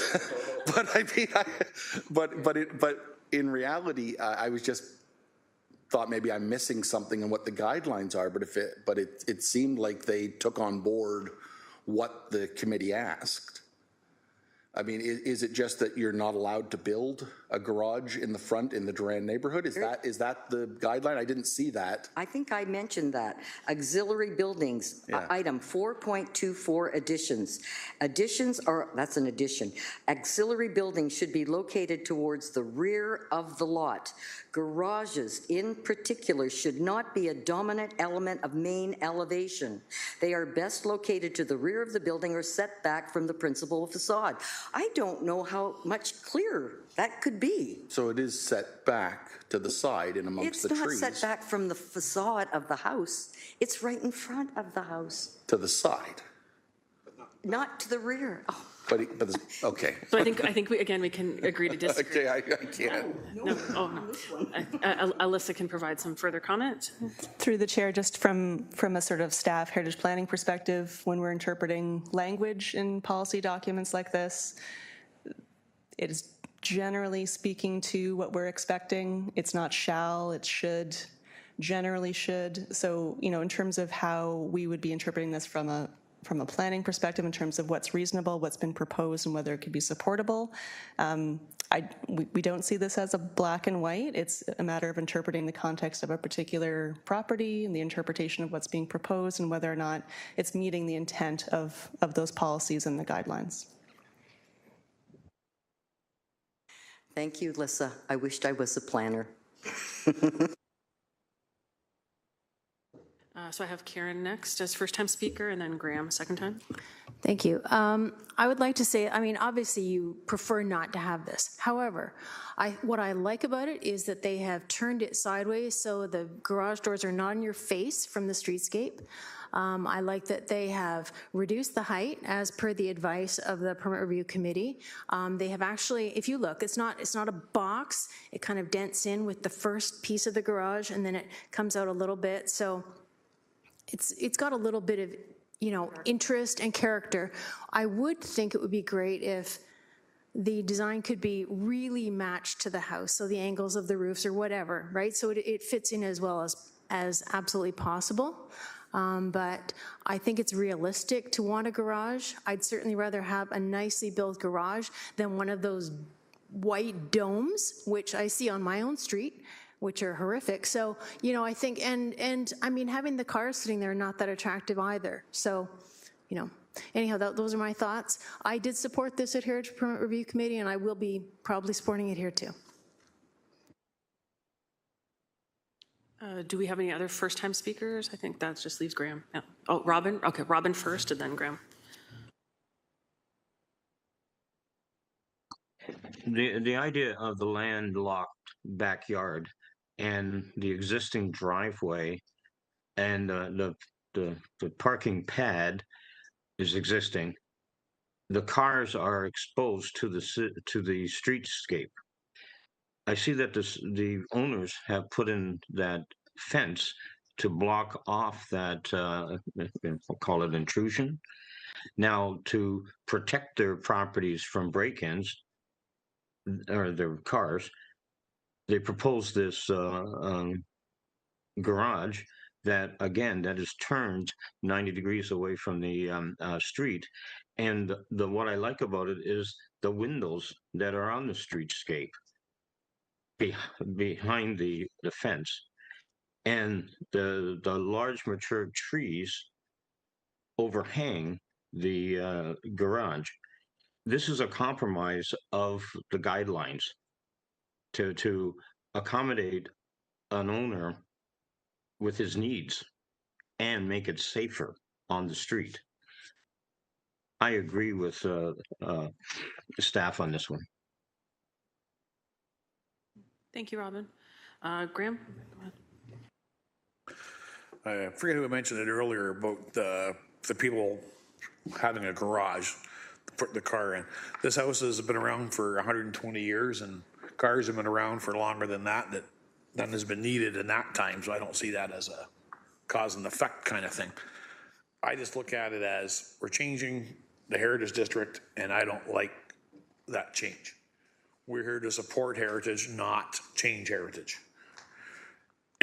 And in design concepts, I always thought when you put an addition or something around a heritage home, you're not supposed to mimic the home. It's supposed to be distinct and different, so people knew it wasn't part of the home, wasn't part of the original house. So this goes against design concepts for a heritage district as well. So again, I can't support that.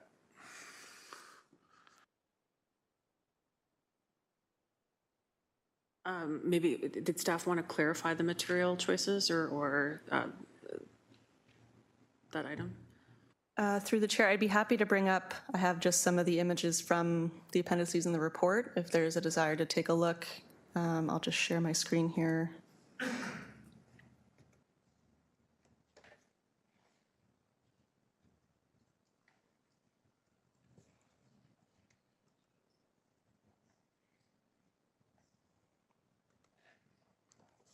Okay, so through the chair, on the right is a more close-up picture. Again, the house itself is set back about halfway into the lot, but this is a more close-up photo of the existing historic home on the property. To the left is the subject property highlighted just to give you an idea of how long and narrow that is compared to some of the properties around it.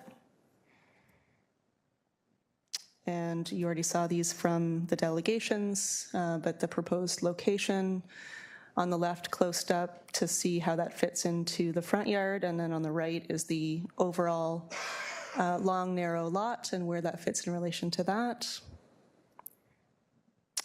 And these are the elevations for the proposed garage. So on the top is actually the side that would be accessing where the garage itself.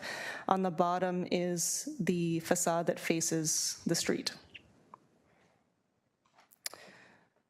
And these are the other elevations which would not be readily visible from the public right-of-way.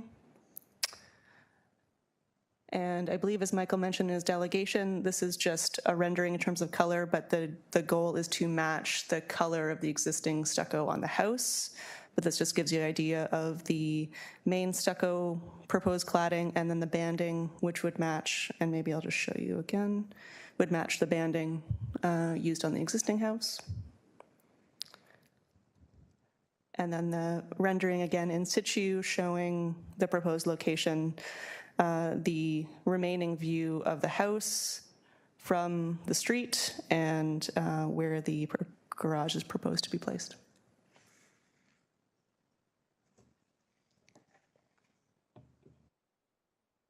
Just through to staff, are you aware of any opposition from the neighbors, or has there been support that has been shown? Through the chair, my apologies because Lisa was handling this before she left on leave, but I'm not aware in reviewing the file in preparation for today of having received the letters of support that the delegates had mentioned. We have not, because this is not, the heritage permit process is not a public process. There's no circulation of the application. Obviously, it was reviewed at permit review, and that's a public agenda, but to date, we haven't received, as far as I'm aware, any residents' concerns and objection. I will note, however, although the heritage permit process is not a public process that allows for public appeal of a decision, any required Planning Act applications, such as a minor variance application, is a public process where there's circulation to the surrounding property owners and the potential for them to raise any concerns with the proposal. Could I ask a question? So I have Janice. Are there further questions? Go ahead, Janice. Just a clarification, Alyssa. So no notices go out to members of the Conservation District if there's going to be a change or a request for a permit? Did I misunderstand? Okay, thank you. No, through the chair to Janice. So again, the heritage permit process is not a public process. However, we do consult with Heritage Committee and Permit Review Subcommittee on heritage permits, and we, in terms of reference for permit review, we seek representation from each of the heritage districts on permit review to provide advice specific to their context. But no, there is no formal circulation of heritage permit applications to the general public. We do typically let the local councillor know when we receive an application, though. Thank you. So, in other words, this building could go up, and then we might expect people to be a little concerned? No? Through the chair, sorry, to clarify, so this is a heritage permit process. If they were to implement this proposal, they would most likely require Planning Act approvals like a minor variance, from what we understand in terms of our review to date, and that is a public process. So that would require circulation to surrounding property owners as a part of the Committee of Adjustment process. And to clarify, so that's where they can actually object or bring forward their delegation. So would that in turn, if they were successful, would that in turn deny the heritage permit? Through the chair, the wording of the proposed approval is subject to them obtaining any required Planning Act approvals. So if they aren't able to implement it and actually get a building permit, then that would prevent them from moving forward. Thank you. I think this information is excellent moving forward. Always something to learn. Are there further questions? Seeing none. So we have before us the recommendation that's been put on the floor, subject to the conditions that are also listed there. If there's no further discussions, we're going to vote on those recommendations. Is there anyone opposed?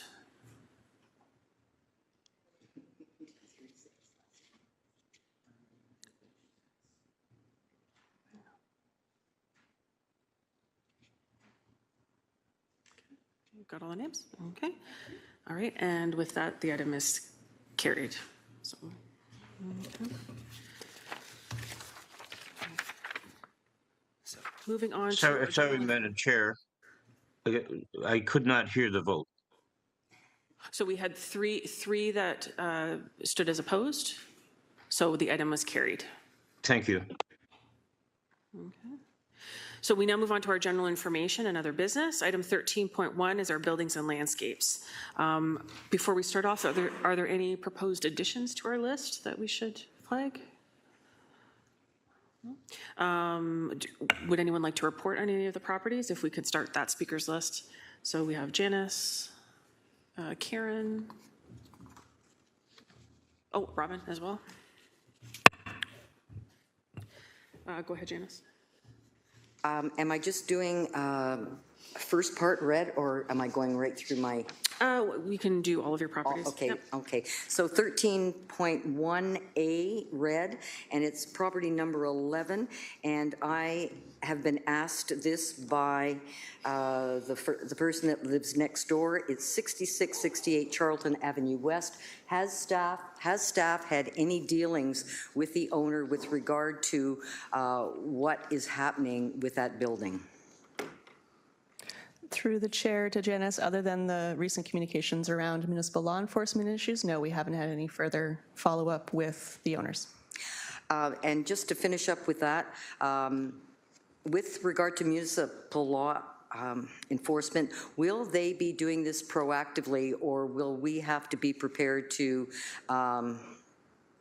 react every time we think that there might be something that needs to be done? And why I'm asking this question is we can't see a lot of what could be happening on the inside, and we can only see what's happening on the outside. But I just fear demolition by neglect. So this is a very frustrating situation when you're watching buildings.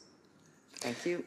Through the chair to Janice, so the good thing about this situation, with it being vacant, we have the vacant building registry, and our municipal law enforcement officers do proactively monitor properties that are registered as vacant like this. Sorry. I am now at B, yellow, and I would actually like to remove 56 Charlton Avenue West. They had their permit, they did what they were supposed to be doing, and they are currently advertising for rent their apartments.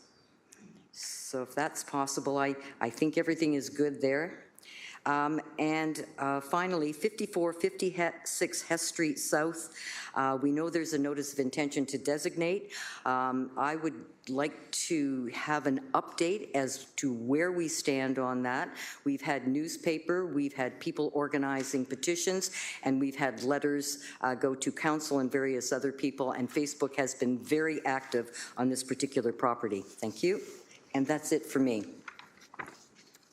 Through the chair to Janice. So yes, further to communication items 5.1 and 5.2. As you recall, this committee endorsed a recommendation to designate the property at its last meeting. We did receive a letter from a legal counsel for the owner of 54 Hess Street South after the Heritage Committee meeting, so it did go on the Planning Committee agenda for their information when the Heritage Committee report was brought forward. So that's what that communication is under 5.1, so that was received after our last meeting.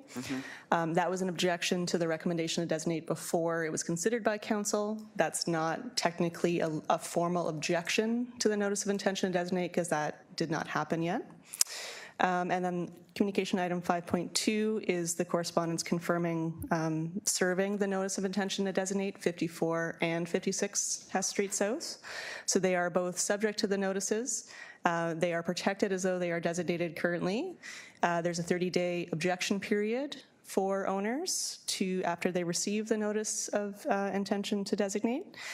If we do receive an objection, as we chatted about earlier in the agenda, we are legally required under the Heritage Act to bring notice of that objection to council for their consideration.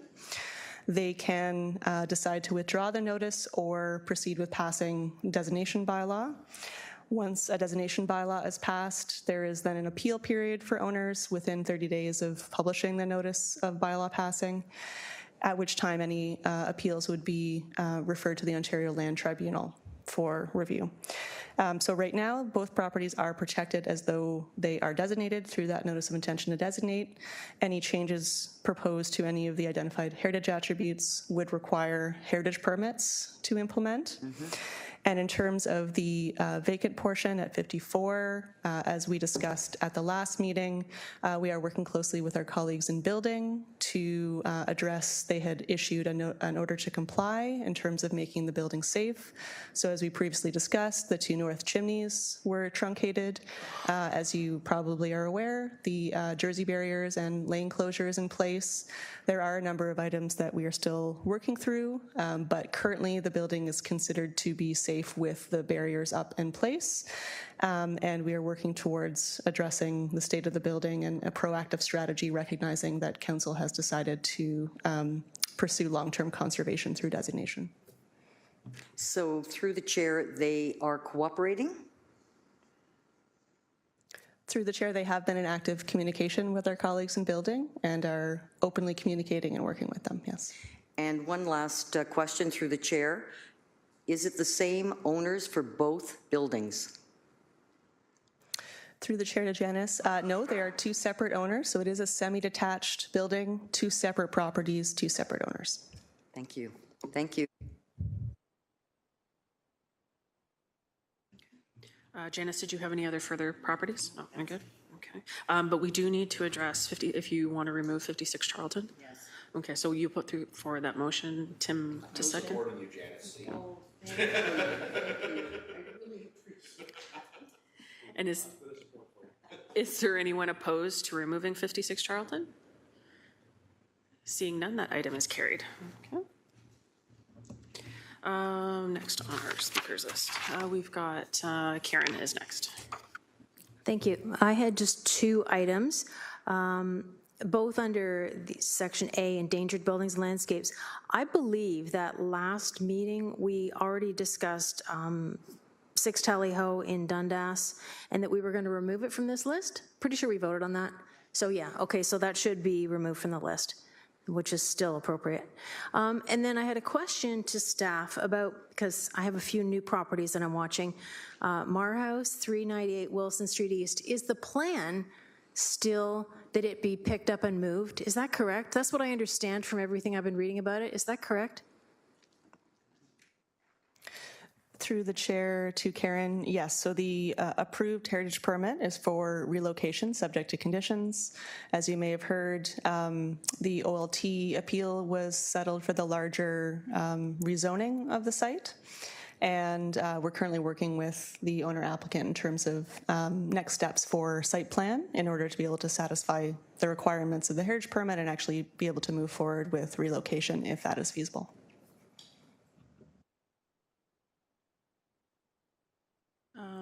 Robin, you're next. My first is a question about one of the properties I'm looking at. Is if staff can say where the designation of the gatehouse for Akmar exists.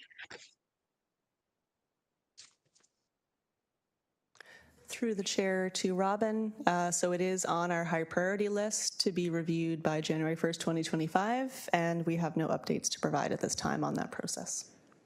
Okay. The other thing is the Bisley building, XXIV, I think it is. Is it designated?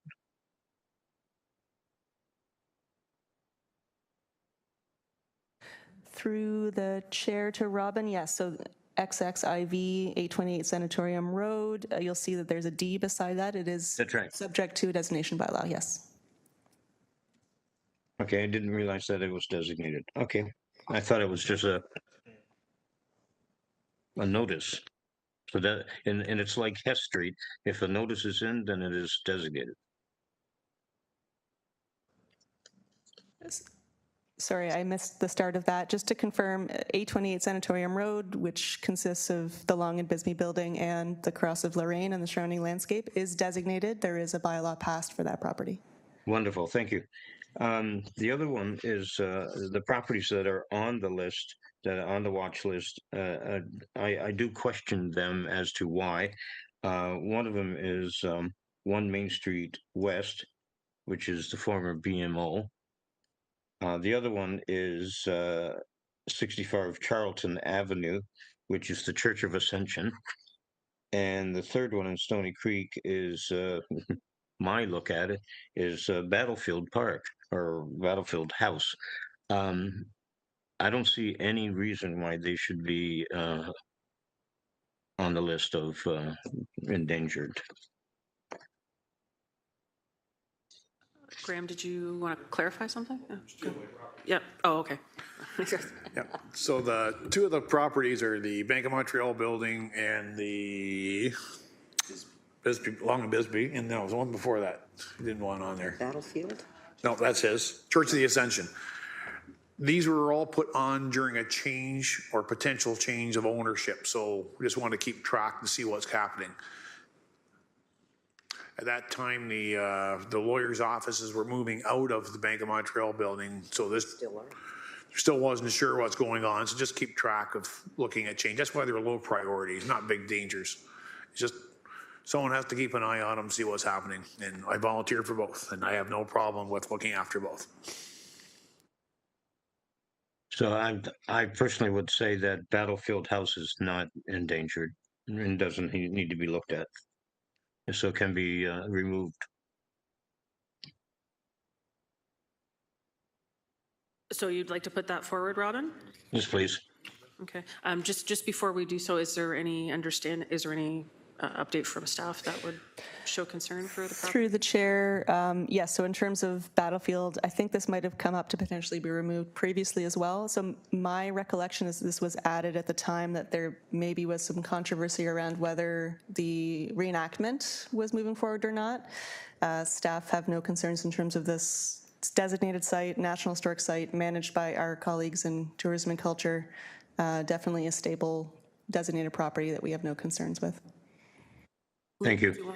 Lynn, did you want to add to that, or are you seconding? Yes, through the chair. I think, if I recall correctly, we put this on because of potential development around it, both beside it and across the street, where it was going to be huge apartment complex, retail buildings, and it was very close to Battlefield House.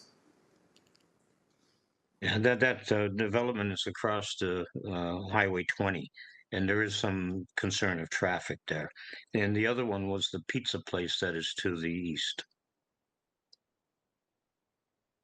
And that doesn't exist anymore, that threat. So Robin, do you feel comfortable enough to take it off the list then? Continue with that recommendation? Yes, I do. The construction across the highway,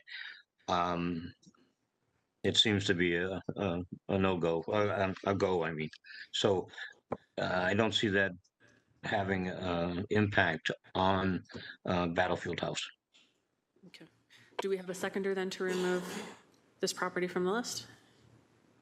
Seconded by Graham. Is there anyone opposed to removing it from the list? Okay, that item is carried, so we'll remove. Thank you.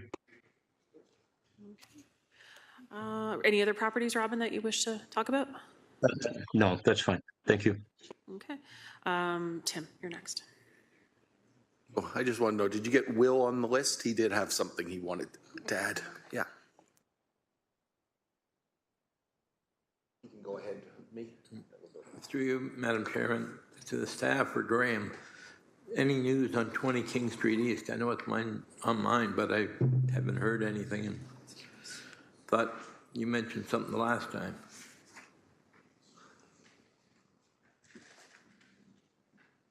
Yeah, I just mentioned after the meeting that the building Historica, the company that was there in the bidding process at the beginning when they were getting their permit did not actually get the job to protect the stonework when it was being taken down.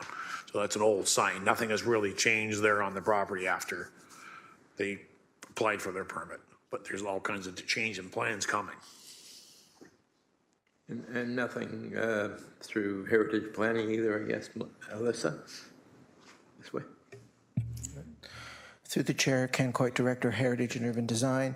There is, I believe we updated at the last meeting, there is a formal consultation planning application.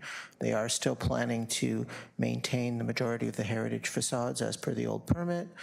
And they're proposing a much larger development as part of this on Main Street. So that's starting through the planning process now. Thank you. Thank you, Ken. Tim, Will, did you have any other questions before I move? No, that was just the one at this point. Go ahead, Tim. Thank you. All right, thank you through the chair. Just two real quick ones. On a small happier note, the front of the knitting mills got all the graffiti painted over, and they actually even boarded up what we called the drive-through doors, which was where many a drug deal was going on each day, hidden from sight. So they boarded those over, which was excellent move. Since the meeting was long today, I didn't bring pictures for show and tell, but the entire side now down Mary Street has been filled with debris and garbage and old furniture, and it's become an absolute disaster on that side as well as graffiti. So I will send that on to MLE, but noted in my my watch. And on another note too, the Firth Brothers building is the next property that I'm keeping an eye on. I still haven't been able to been given a sneak peek into if the sort of foyer area with the stained glass pictures and stuff is there. But I did speak to a gentleman who apparently stays on site almost 24 hours in a camper. So they have that site monitored 24 hours a day, and it's very clean, very tidy. So that's a bonus for there, and that's it for my observations. Thank you. Thank you, Tim. That's good. Any other property updates? Oh, go ahead, Robin. I just have a question about the first building. That's the one on Cannon? That's right, yeah. Yes. All the windows are missing. In all of the building is missing, and they have boarded the lower ones off since our last meeting here, but the upper ones are all open, yeah. Correct. And winter is coming. So I think Alyssa can provide some. Yeah, through the chair. So they do have a heritage permit for the window replacements. Work is ongoing at the site. I don't recall exactly when the windows were removed, but I would presume that they are in process in terms of those renovations, and that's what they're working towards. They were previously temporarily tarped, I think, during some of the other work after they were removed. So staff are happy to reach out to the applicant to just flag that to make sure that they're sort of on schedule in terms of ensuring things are secure before the winter season. Thank you, Alyssa. Did that clarify everything for you, Robin? Good. Okay. Are there any other updates? If not, may I have a mover and a seconder to receive the updates? I see Lynn, I see Graham. And as we move to vote, is there anyone opposed? Seeing none, that item is carried. Item 13.2 is our Cultural Heritage Planning staff update. Alyssa is here to provide an update for us. Thank you, through the chair. So we're pleased to announce that we filled one of our Cultural Heritage Planner vacancies.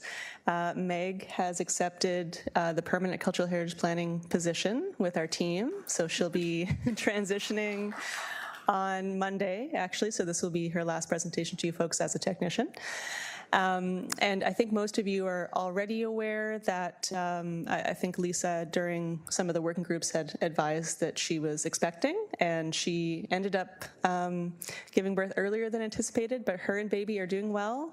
So she is on leave, and we're working through the process of hiring for that temporary posting in the meantime.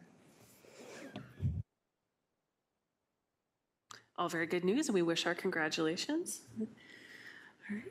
And so may I have a mover and a seconder to receive that update? Anyone opposed? Seeing none, that item is carried. Is there any new business or any other updates from staff? So we'll start with staff. Alyssa? Through the chair, I just recognizing that we're not sure when the selection and interview process will be complete. Just this might be the last meeting potentially with you folks. So just want to extend our sincerest thank yous for all of your efforts and volunteer work and contributions to this committee and its working groups over this past extended term of council. Thank you so much. Okay, so we'll start with Robin first, and then Janice for. Yeah, the building that had a fire on King Street East at Mary, I don't know the address, but it is now demolished completely, and there is a missing tooth in the street facade. Through the chair to Robin. So those two units in that row were listed on the register. There was a staff report through this committee, I believe early this year or at the end of last year, providing notice of intention to demolish those buildings as a part of the proposed redevelopment of the site, which will incorporate the new Philpott Church location. Okay, Janice, you're next. Finishing with a good news story. Maybe some of you already know this, but congratulations to Carol Priamo, who's done work with us on inventory and research, and I'm sure many other things. She was the recipient of the ACO, Architectural Conservancy of Ontario, Education, and I think I'm going to say Communication Award, but I definitely know it's maybe Advocacy. I think that sounds better. Education and advocacy. So really nice to have that woman in our midst. So congratulations to Carol, and if you see her, wish her well. Thank you. That's very good news. Yeah, so we wish Carol congratulations on that award. That is very well deserved. I know she put a lot of work into that that project. So all right, for 2 years. Are there any other updates? If this is our last meeting together, I want to thank everybody. We've got a nice long 3-hour meeting in there.